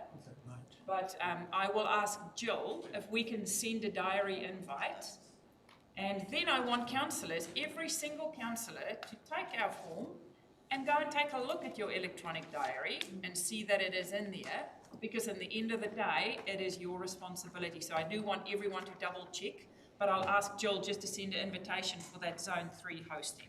And it would be lovely if as many as us can be here. And it is usually lots of fun, and we do fun stuff as well. Okay, without further ado, welcome Chris. Thank you for your report. I am going to hand over to Joe and yourself to talk us a little bit through this, and then we can discuss it afterwards. Morning, Council, and through the Chair, thank you very much. These documents have been extensively updated based off the feedback you gave us in November, so thank you very much for that. We spent a lot of time going over what we said and incorporating as much of that as we could. There's obviously the mode shift plan and the active travel strategy. One talks about how we encourage people to use other forms of transport outside the private car more. And the active travel strategy talks about the infrastructure and the ways that we build all that stuff. The funding side of things is all tied up through the regional land transport plan, public transport plan, and the 3-year plan. So this is the strategic context surrounding those. Today we're just looking for approval to take these documents for consultation alongside the regional land transport and public transport plans. We do the month of February, and also a resolution allowing RTC to hold the hearings for all 4 of those documents for one place, just for ease for the public. I have nothing further to say at this point, so keen for some questions. Pie. Okay, Councillor Wharehinga, thank you, and then Councillor Foster. Thank you very much, Your Worship. Hey, I love the paper, Chris. Awesome paper. I do love the kaupapa as well in regards to different modes of transport. My kōrero is actually more around our strategic thinking as a council. In light of what we've come through during 2023, in light of us having conversations around cutting our cloth and things like that, strategically does it make sense? And again, no fault in regards to this paper, just now is the time that we as the ones that are in charge of strategy should really be thinking strategically what we should be thinking about moving into the future. Does it strategically make sense to be possibly obligating ourselves as a council to things that may cost us more off the back of an 11% cap of interest rates, etc., etc. And I'm supportive of the kaupapa, but in light of what we've just kind of come through, I'm not entirely 100% sure. What does this then also obligate our RTC, us as a council, to have to strategically support in the future over this recovery period of time? I do realise that this is a strategic piece that goes along RTC. We're going out for consultation on these things, so I'm fully supportive of that. I would like to hear from our community, but just my sense off the back of 2023, 2024, overall, should we be adjusting the conversations, the strategic papers that we're asking to come back to us as a council to be more, I guess, aligned with what's going to be a very heavy rating burden for our community over these next 3 years? We've got a lot of things that we need to be paying for. Should we be focusing more? So that's kind of my wider concern. I'm fully supportive of us going out to consultation in regards to this paper. But my kōrero is directly about this paper, but also possibly any of those other strategic papers that will be coming across our table for 2024, 2025. So that's my kōrero in regards to this, Your Worship. And I'm happy to hear any responses if there are from the CEO or from Chris. Through Your Worship, the only comment I'd probably make there, thank you very much for your thoughts. I think there's funding out there available for this through the NLTF, the National Land Transport Fund, and these documents enable us to reach out there and use that funding, and so we can move things forward in a whole range of areas through our recovery plan. So it's one of the buckets that we can access, and so that money is there, and this enables us to get to it. So if we don't reach out and take it, we don't get it.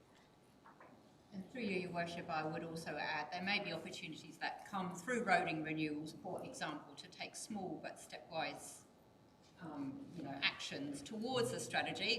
We don't necessarily have to put in a lot of expensive new and shiny infrastructure over the next 3 to 4 years.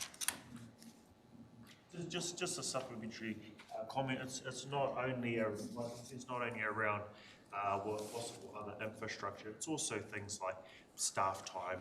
All of those kinds of things around. We have so much to do, and it's kind of the concern that sits at my heart. We have so much to do.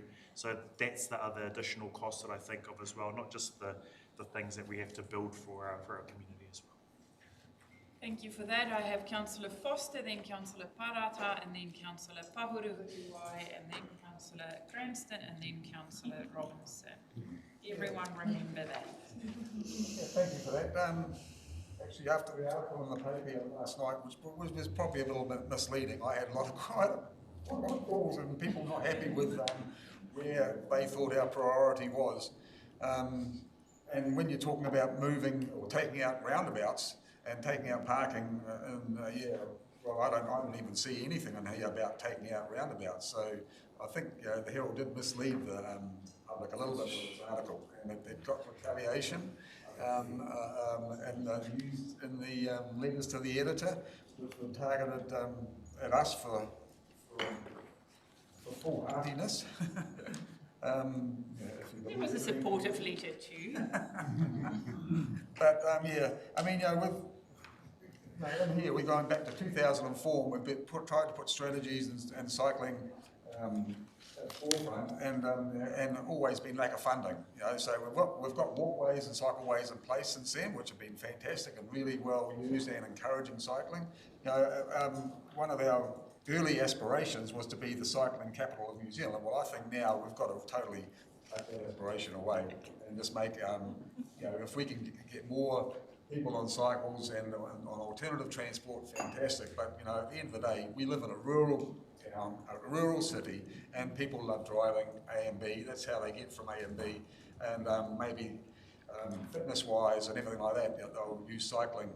And the priority really is to get the kids to school on bikes. That's the priority, and that's how, with the Tarahiru cycle and walkway and all those other plans that we've had in the past for our future, is certainly a good direction.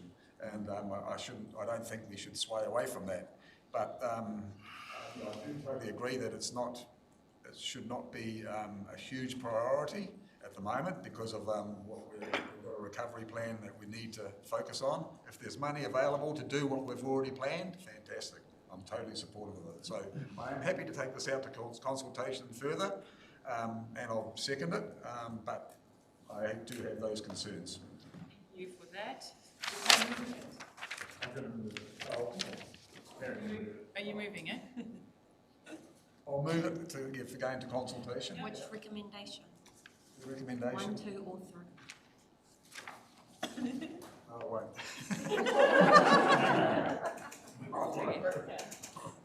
But because the one is going out for Oh, yeah, no, consultation, and then the next is just I'll move it, yeah. to listen to the submissions. You can't go out to consultation and then don't want to listen to people. That's right. So all three are I'll valid. move it because there's a lot of passion when it comes to this. Thank you. All good. Councillor Parata. Thank you very much. Knowing that we have such a rural region, even I think our city would be considered rural by many standards in Aotearoa.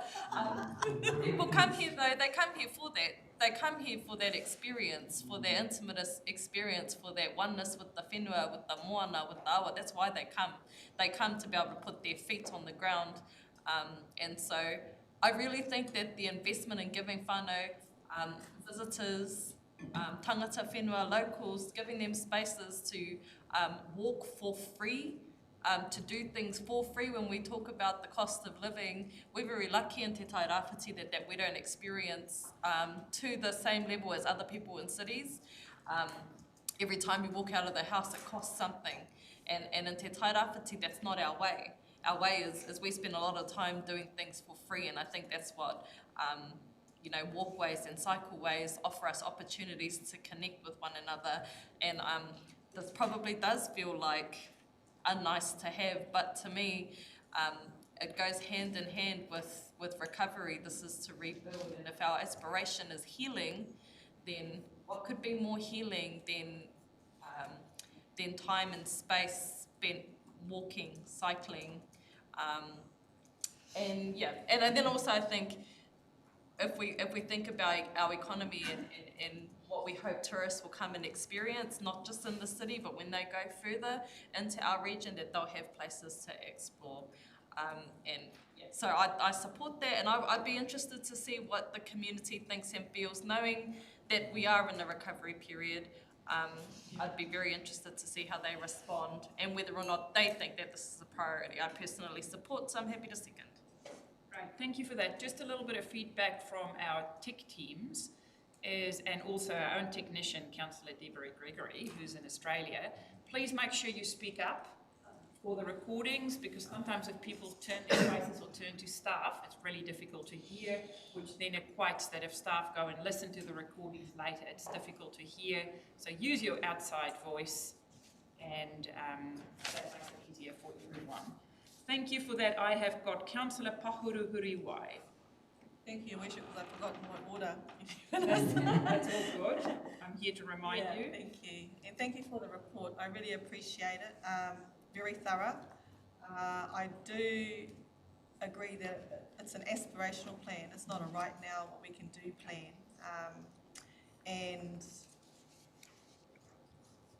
So I agree with what previous councillors have already stated, both of them. So okay, one mood in each camp.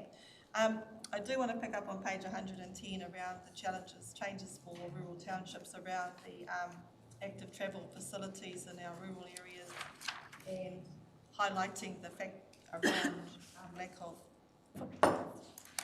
And can give most of our rural townships don't have adequate footpaths, so then they can't walk, let alone cycle.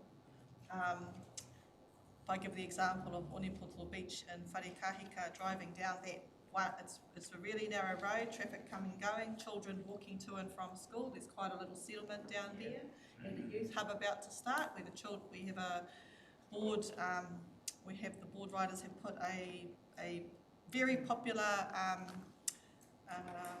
container down there with surfboards and it's popular not just with our own local kids, but as far as to use that facility. Now, with that, and it's currently overgrown onto the road, so there's a lot of foliage on the side of the road, so the kids are actually having to walk on the road because there is no footpaths. So there's all this investment that's gone into Gisborne City around safe cycleways, but our rural townships, as is demonstrated by their table on page 110, have not been given the same attention.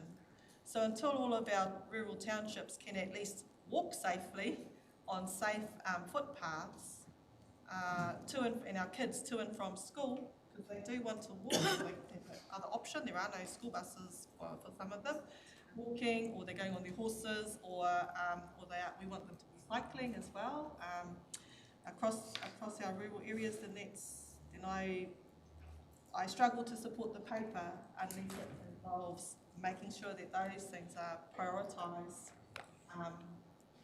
to ensure that there's equity across the region when it comes to modal shifts. Yeah, kia ora. Thank you for that. Councillor Cranston, then Robinson, then Greenery. Yeah, thanks for that. The financial considerations I think we should worry about at the times when we're making the financial decisions. There's not a great deal of absolute dollars attached to this to get to the stage we want to get it now. We need to fully realise that this is about active travel. It's not about cycling. Quite often it sort of crunches back to a cycleway. It's actually about walkers, it's about runners, it's about people on scooters, it's about wheelchairs, it's about elderly on mobility scooters, it's about prams, people going walking prams and that. So it's dealing to a very large part of the population and emissions reductions from those people that are using cars too much, getting people to school, getting the kids to school. So it's not, you know, the conversation keeps going back to cycling, but it's actually active travel for our whole community. And we need to keep that in mind because that's a really good aspiration. You know, the benefits of activity are just huge, you know. I mean, through Sport Gisborne and things like that, you see it all the time that the focus of getting your community active is really, really beneficial. So, yeah, I'd just like to make that focus broader than it is. It does say in the document somewhere about creating a portal. I'd just like to advise that the Tapawai Trust has just gone live with a very good portal. Council don't need to do it because if you have a look at that site, it covers all the possible trails and it's got descriptions in them, it's got pins to give you information about where you are and that. And that was funded by Tapawai. You know, it's something that council is looking at doing. They don't need to. We've just done it for you. It's just gone live. And that is the Tapawai Tara BT trails.nz if you want to have a look at that. A very good resource. When I come to the recommendations, just want some clarity about what that committee will do. My concern is that the committee is 4 councillors. And when we look at things like this, I think it's good to have champions on there because what I think will happen from this consultation was we'll get a document and that document will be used to attach to funding applications to government of that. So it needs to be really robust and it needs to have been considered and it needs to be written in a way that whoever's writing it, whoever's involved in it, really believes in it and really wants it to happen. And that's champions, you know. So 4 out of 13 councillors, you know, I just think it's too underdone to make a decision on this. But if you give me clarity of what the expectations on that small group of councillors is, then maybe I'll be a bit less concerned. But I kind of think it needs to be more representative of the council rather than just the Regional Transport Committee. Thank you for that. Chris? Yeah, through your worship, normally when we go for consultation, we would hold hearings through our hearings panel, so that would be 3 members, and they would make recommendations back to council. Council would consider the recommendations and adopt the documents as per their own resolution. So this is the same process, but moving from the hearings committee to the RTC, who obviously have expertise in this space, are also considering the regional land transport documents, the funding profiles, and the overall priorities. They are only making recommendations back to council for council to then approve. So can I recommend that if there's a councillor that really wants to be involved, that they have the opportunity to join that panel, even though it's the Regional Transport Committee, which we usually fall towards. I know you are really passionate about it, so if you want to be part of that, I'm happy for us to include that, because at the end of the day, we want people that want to be there and bring a lot of knowledge as well to be part of that. So I'm happy to vary the recommendation to accommodate councillors that do want to be on Yeah. there. I just want to caution, I don't want 15 people on there, because at the end of the day, we also need to take into account members of the public come in to talk to us. It's intimidating to come and talk to 14 people. So just be mindful, if it's not your gig, ka pai, move on by. If it's really your gig, you know who you are.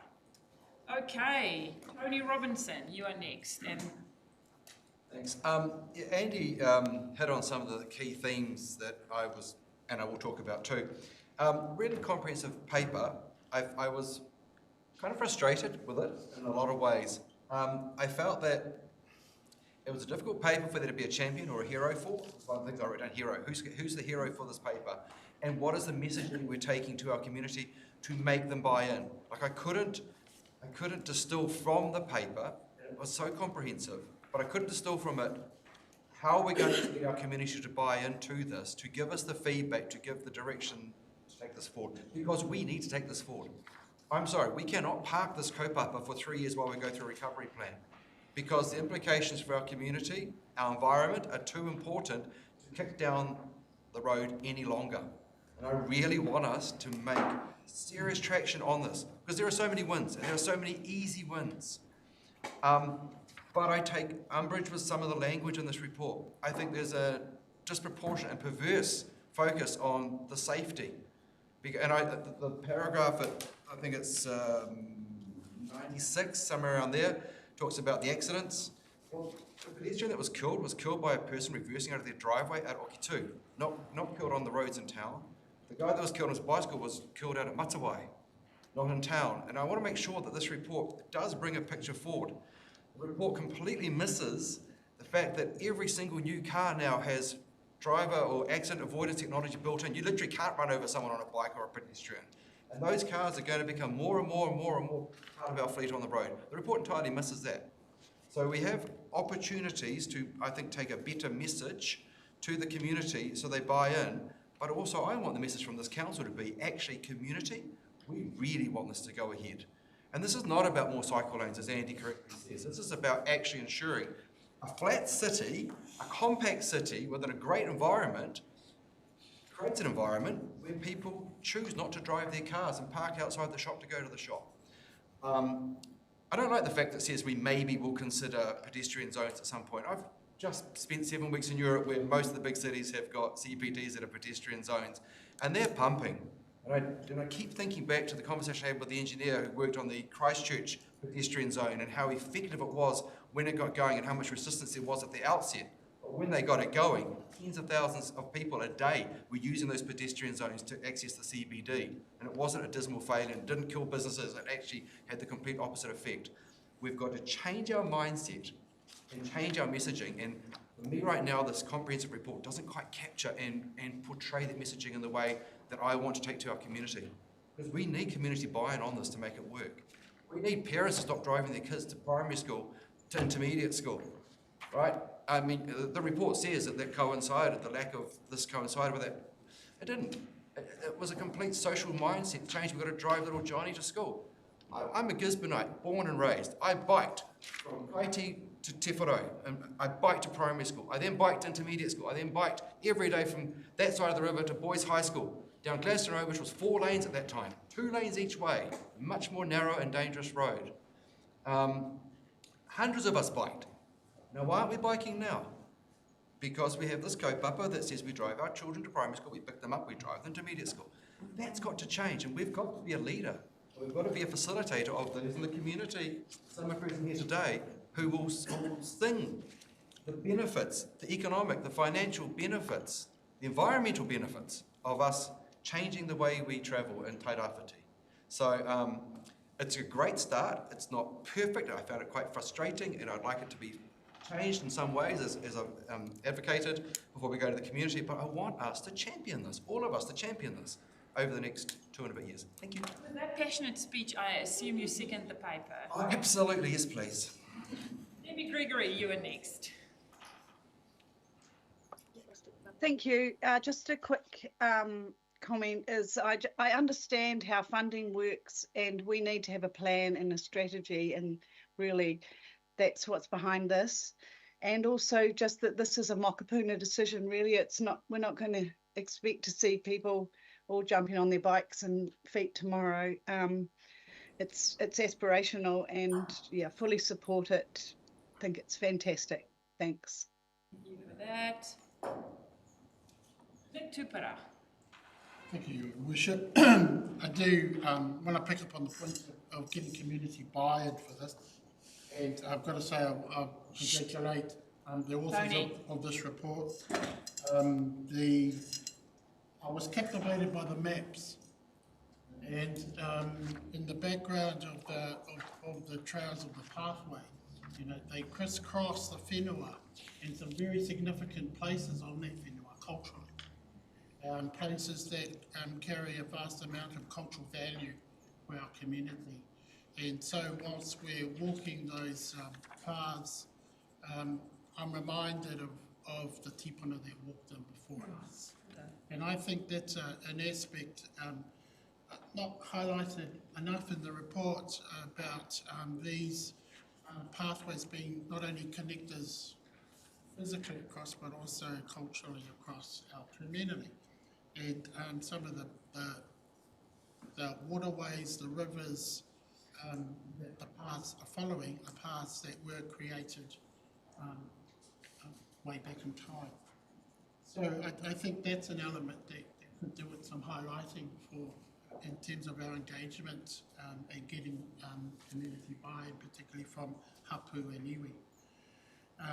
Picking up alongside Councillor Pāhuruhuriwai's points on the rural township list, I'd like to hope that we could expand our list to include where we're growing out there in that rural environment, particularly out at Waituhi, and the connection between the three maraes along Lebanon Road, no footpaths, no traffic management beyond 100k, and an ever-growing population of houses out there. And also Waihiriri and Papatū Road, which is the main road going up to Wainaki. The Manituke School connects to the community, and also the planned, I think there's a 7-house Toitu housing project for that road, and just how that might be. So having another glance over what the needs are of our rural Councillor Thompson. Yeah, I'm just more thinking about the main drivers for the strategy. Is it really a priority for us right now, or is it sort of being told to us that it is a priority and we need to look at it? Yeah, because me it's more one size fits all. It's more for big cities. We Gizzies everywhere is just 5 minutes away. I don't really see it as a priority right now, although it should be in the back of our mind. Also on page 98, it mentions the Wainui cycleway, 98 cycles a day. I'm just wondering where that's measured, because if you have it further out by Wainui, you're capturing Wainui. If you have it further in, you're capturing Sponge Bay also. Further in, you capture Kaiti. So I think it makes a difference where on that walkway you're doing as to the numbers. And you would also be interested in the Oniroa walkway, how many numbers there, because I'd say that would be really significant to the Wainui cycleway.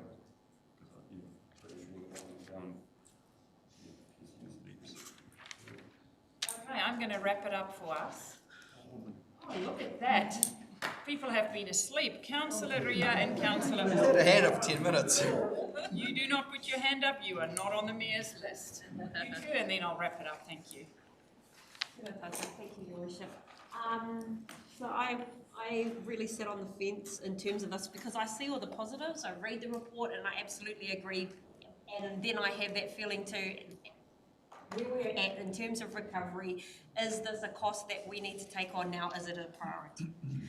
So I have had a bit of an internal tautohe about where I sit in terms of this specific paper. I have heard other points around like the funding, and I am keen to support if there if it's more externally funding and it's not taking away from actually what our important prioritised recovery mahi is.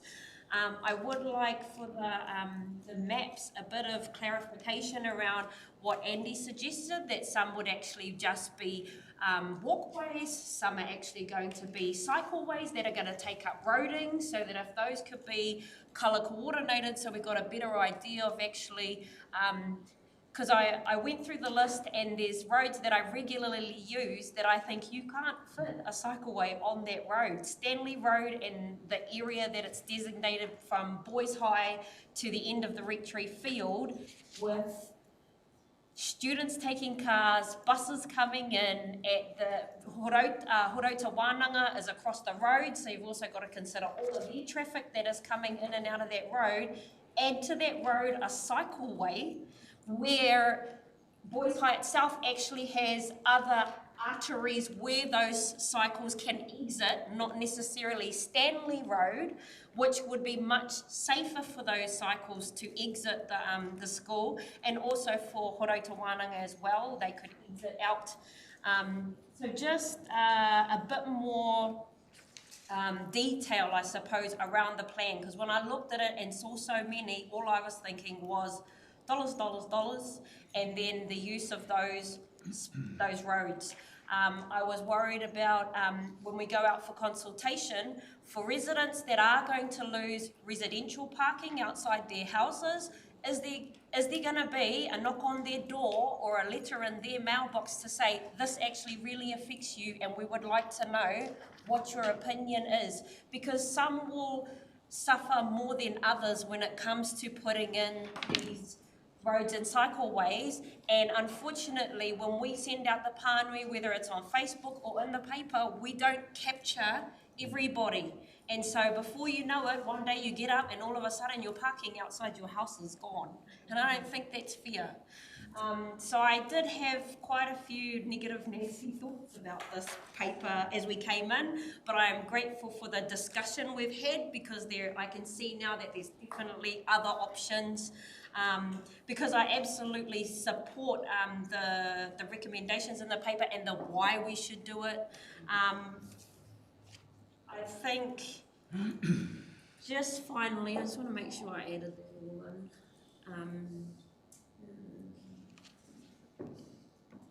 And also when the consultation happens or when the data comes in, I would like some details around the data, because how this affects people who live rurally and how it affects people who live in the town are going to be different. So a separation of that data, so we get a much clearer picture. There's a section in there that talks about the possibility of transport up the coast, public transport. I know when my nanny's sister and her husband come in from Tokomaru Bay, they come as least as possible, and when they come, they do everything. They do their shopping, they go to the doctor, they go to the pharmacy, they call in and see their mokopuna, and so that's a whole day. So public transport isn't fit for their purpose because they don't come to town every day. They only come once every fortnight, even further if they can help it. But when they do come, they actually need a vehicle so that they can go around and do all the things that they need to do. So knowing that actually this feedback has come rurally, and this percentage of that rural community are in support of having public transport access, that gives us a more of a detailed picture on actually how useful some of these suggestions are going to be. Ta-da! Thank you. Definitely for consultation, this is the sort of thing you can't dictate. You need feedback to move forward on it. I've got grandchildren biking to school now. I'm very interested in a quick fix. Black and white paint for a zebra crossing. You couldn't get anything cheaper, and it's going to solve instant problems. One omission in this report, I feel, especially because it is around the carbon footprint, not a lot said about electric cars. And I think looking forward, realistically, they're going to be a big part of our future. So I do want to reiterate to, Councillor Hill, you go, I'll wrap it up. Kia ora, Chris. Through you, Your Worship, tēnā koe me tēnei ripoata. E tautoko ngia ana I tēnei ripoata. I support this report and its recommendations for it to proceed to public consultation. What I like about it, in contrast to a previous conversation we've had today, is that we talked about dilapidated buildings and depression looking. This is movement, this is in tandem with recovery, and it also brings a sense of well-being in terms of ora. What that lands on in the end will be decided by our public, so I fully support this. Kia ora. So again, what is in front of us here, and when I read it, and I have been part of several iterations of this, I want to reassure our community, first and foremost, we are focused on our recovery plan. This does not take away from that. What I want to tell our community is that as a council for the next 3 years, that is what our focus will be. We will be looking at roads, we will be looking at water, we will be looking at our regulations as we agree on that. What our community expect from us is to be aspirational and not be left behind. The government will be looking at regions to see where, it might not be in the next 2 or 3 years, where there can be investment. What heartened me about this, and I do think people are facetious when they write about removing roundabouts or just chucking in information which is not what we are about. What I saw when I read this was when I'm a nanny in 3 years' time, or no, a grandma, not a grandma, I'm old and I want to use my Zimmer frame to cross Road. 2 years' time. I'm not in 1 year's time. 2 years' time. If I am an old lady in Gisborne at this stage, it is tough to get across Childers Road. You want to go to Briscoe's and then go over to Rebel Sport, you are playing a game with your own life. Here in Ormond Road, where we see those, those yellow lollipops where people stop in front of the butcher, you're lucky if they stop, but that is one of the few where people stop. When I read this, I see us making this community safe for oldies to feel safe when they go and do their shopping, but also for moms. We've got the youngest population in Aotearoa, also for moms who want to cross over Childers Road or get from Harvey Norman to a PBC without your pram and you running with your pram. So for me, this is us preparing our community to be a safe environment going forward. So let's not be scared to go out and ask our community, what do you think of this? We will get people who are really positive. But I do want to take away again saying, this is not us trying to shove a bicycle down everyone's throat. This is us looking holistically at our transport connections and making sure it is fit for purpose and fit for the future. And that will suit not only our cyclists who enjoy this area, and my husband is an avid cyclist, so he will be safer on the road, but it will also be for our nannies who want to go shopping and for our moms who want to push their babies. So let's go out, ask our community. I'm sure with asking them, we'll get heaps of other ideas which we might not have even thought about. So without further ado, who moved this paper? Barry did. Who seconded it? Councillor Robinson. All in favour? Aye. Humphrey, carried. Thank you, Chris, for the hard work. Thank you, Joe. Much appreciated. And we will be looking forward, Chris, I didn't put it in the recommendation, but Andy wants to be involved as well. And I second that and move that. Are the people that moved and seconded this paper happy for me to add Councillor Cranston to that group? Yep. If you remove it, I'll second it. So just by the movers and seconders. So if you just add to that recommendation, we added Councillor Cranston to that group. Tapai? Okay. Craig, please come and join us. Karen and Craig are here to show us the lovely work. I had a little sneak peek, and it is really great to see. So you would know that in the next while, we'll be going out talking to our community about our 3-year plan. So this is them showing us And just looking at this, it feels healing already. What we will take out and how we are going to talk to our community. Each one of us will be involved there, but our comms team are the ones responsible to come and talk to us about it. So without further ado, we'll hand over to you, Craig, and to you, Karen, and we are in your hands. So yeah, we'd like to present the branding for the 3-year plan. When we do branding for these types of documents, we always consider what would make people pick it up and read it. So the title of this brand is Healing Our Region for Our Future.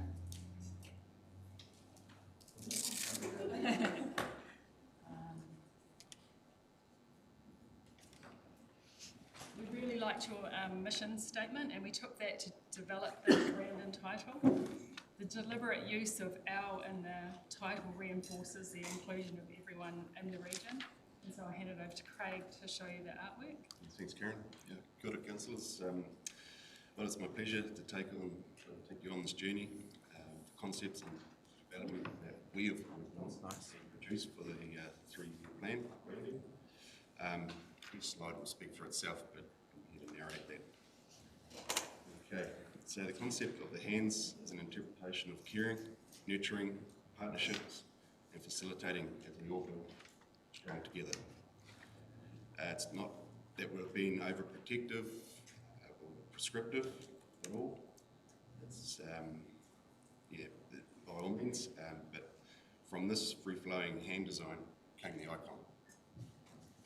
With a strong brand. The logo, this can be viewed as gentle hands embracing the future of Tairāwhiti. It can be interpreted as a nod to a landscape and the flow of water within the shape of the sunrise.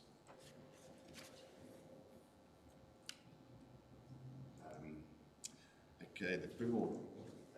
This is a very powerful whaiwhai pattern that I feel strongly about, that appears on our waka above our entranceway to Ararua, our council's main entrance.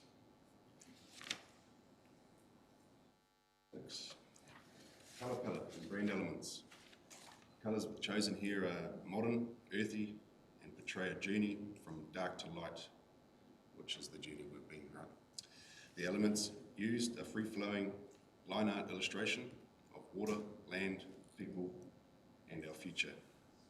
This will be taken throughout the review plan.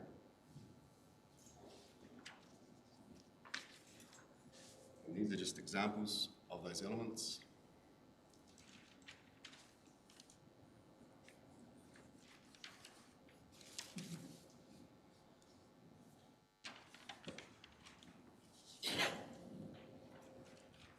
Okay, which then leads to the main design cover / hero shot for the 3-year plan consultation document. This slide shows the proposed layout of the consultation document, and the content is based on the previous. So it will be updated, of course. Nanny. T-shirts, obviously the use of Kia ora Tairāwhiti ties in with the 4 brand elements together in the content of life, health and vitality. And these will be used in merchandise leading forward.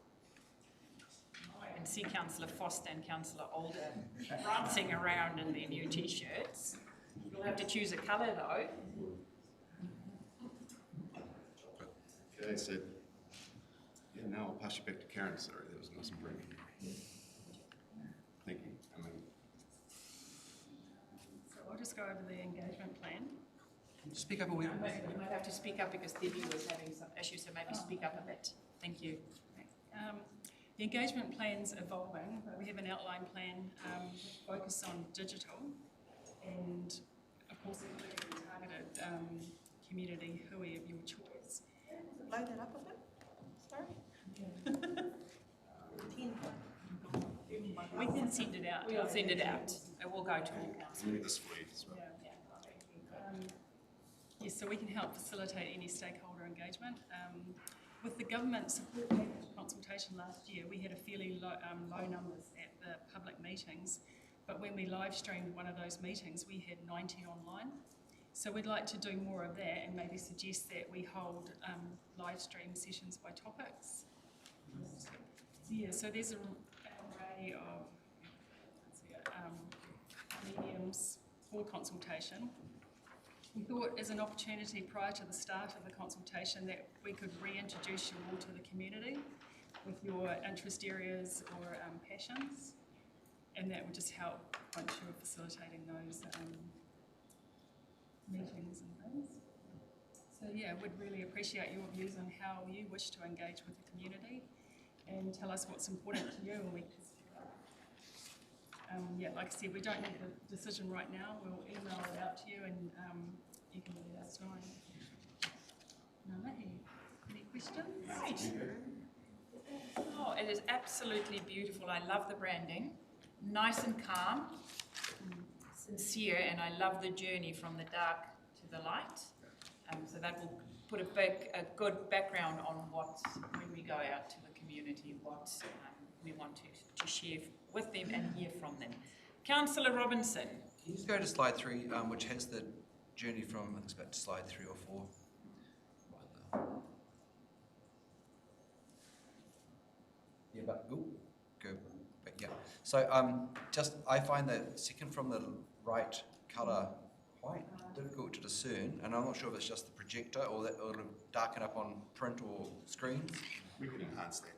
Yeah, just I know one thing I find here, sometimes presentations, there are certain colours that just disappear. And, yeah. I'm looking at Printed document will be coming around. Thank you. But other than that, love it. Totally love the artwork, and I just, that symbolism is really cool, inspiring. Yeah, thank you very much. Yeah, congratulations. Good. Councillor Ria. Sorry, just one. I support everything that Tony said. I really do love it. I really do love how I can see the workshops that we had reflected in all of these artworks. That's really cool. I did think that if the t-shirts are not set in stone, that it might be more appropriate if they said oranga tairawhiti as opposed to kia ora tairawhiti, because we're not just saying hello tairawhiti, we're saying healthy tairawhiti, oranga wai, oranga whenua, oranga tangata, oranga mōtau. Nothing set in stone. Thank you for that. Yeah, Kia ora. definitely. Anyone else? Councillor Parata. I'm going to be so unpopular. I don't love it. I thought I have an issue with oranga whenua being that mud colour. Because it's triggering for me, and I only speak for myself, I'm happy to go with the consensus, but it's triggering for me that whenua is represented as that silk colour. So, yeah, that's one thing. There's something about the muted tones that are kind of coloured. I don't know if this changes the brand elements, but it sort of lacks vibrancy. And because the colours are muted, I think there's an energy thing that's kind of not, it seems unbalanced to me. Can you go back to the might be the one for this, where you see it in black and white, oh, when you see the logo in black and white. Oh yeah, here. So I think in black and white it really looks nice and it makes sense. I think when you add the colours in, the impact of that, yeah, I suppose the impact of that is different for me, and I wonder if it's the muddy brown that is giving me that. Do you know what I'm saying? I do like the symbol of the hands, because maybe a green. Yeah, or something, or forest green or something. But I really like the ringa is an important part, and I really like how that's being symbolised. I wonder if perhaps We're good with the greens. Nothing set in stone. Yeah. Like to be aspects. And yeah, and maybe the yellows can be slightly more vibrant. I'm not sure, but the I was just wondering if it's possible to look at the hands shape even more corresponding land and earth, because it's kind of giving rangi papa duality. You would know, Nick. I'll stop talking. I'll stop talking soon, and Nick can carry on. But it's kind of giving rangi papa duality vibes, and I really like that. And I just wonder if that could be played up some more. That's all my knowledge about art. Otherwise, I love the concept. I just think it could be more vibrant for Chief. Thank you. Thank you. Yeah, no, I do. I thank you for the effort. It does. My thinking is, having seen the imagery, is what the narratives are. And I pick up the point of Councillor Parata there. You do have a rangi nui ki runga papatuanuku ki raro with the hands. And speak up a bit. You do have a rangi nui ki runga papatuanuku ki raro aspect with the hands. And in terms of the journey we're on, and whether or not the colours are dull or vibrant enough, is te ao marama in the middle of those hands and what those hands represent. And in the separation of rangi nui and papatuanuku was then the coming of the light. So you have this tēnei te pō no mai te ao whakaaro coming through in the narrative. And that's where we want to be. We want to ensure that the sky above and the earth below allow a vibrancy and a light in between. And so my mind is thinking about, well, how do we narrate the imagery? In terms of the pūhoro does sit on waka and it does sit on the whole waka, but a pūhoro, it comes from the ocean. So when a waka is going across the water, any waka going across the water creates a wake.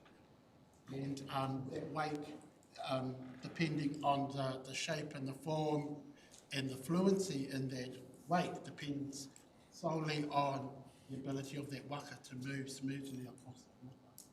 And again, a narrative that plays out into what we're trying to do at the moment. Our waka is in a state where it can't traverse those waterways. It can't take us from A to B. And we're hoping that we'll get that waka up to a point where it's gliding across.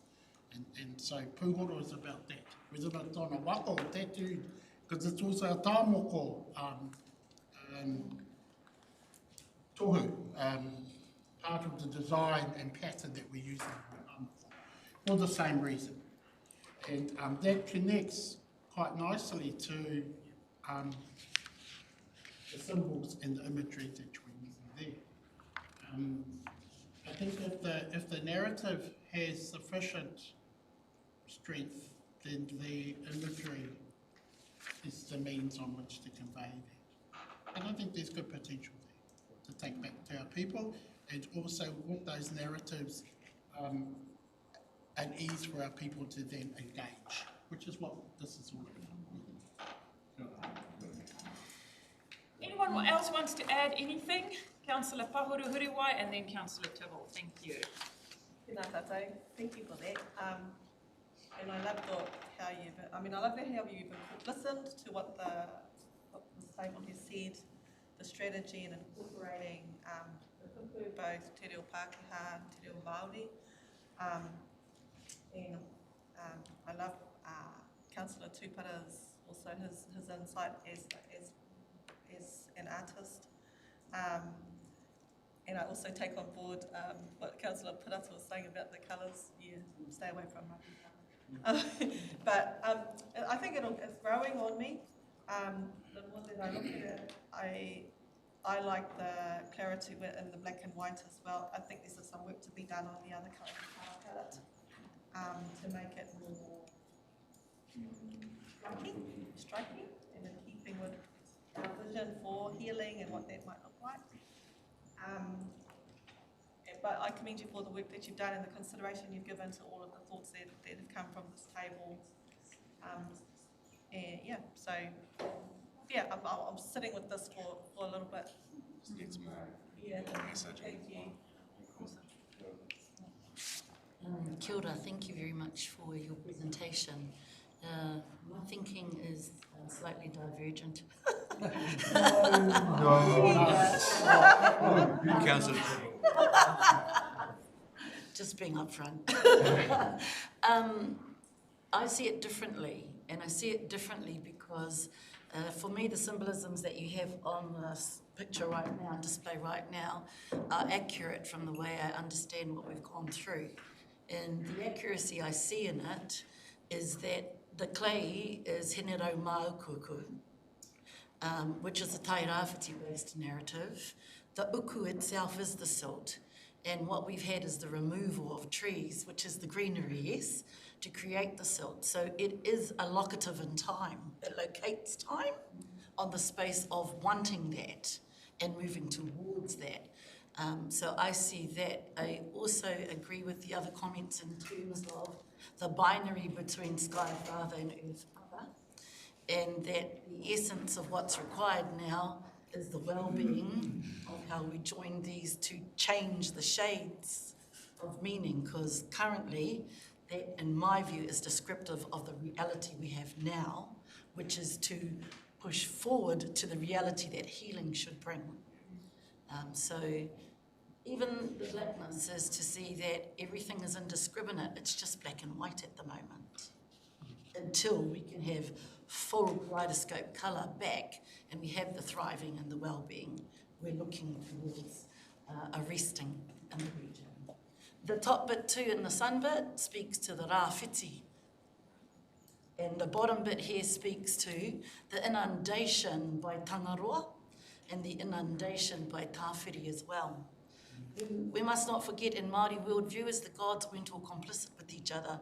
Actually, they were quite common to walk with each other and fight with each other. And so we also have that in the space in terms of the tyranny between land and sea and the scraps between that and those alternate realities. So that's why I see it differently, because I look at it differently. But I see what you've done in this last bit to meet the symbolism of where we actually are now and the aspiration to move towards the full kaleidoscope. So e mihi ana kia koutou. The reo in itself is great to put what we believe and what is being commonly used in the Tairāwhiti about how to change situations. Rauora means to regenerate. So it's regenerating what we've got. So ora always been well-being and rau in many ways. It's a catchphrase since I've come home. Rau ora's been everywhere, rau tipu, so it is all about putting things back for better purposes for the next generations. And I don't know, it'll need to go out there, but as you can see, we've all got different views about it. But to me, the symbolism is accurate for, what is it, the diagnosis of where we are right now, with a treatment plan to come. Hi, thank you for that. So just to clarify, you guys you've listened to all of that. There's going to be some green instead of the brown. Yes. Anything else we've missed? Do you need clearer steer on that, or is it because at the end of the day that's feedback, and we just want to make sure you're clear on what.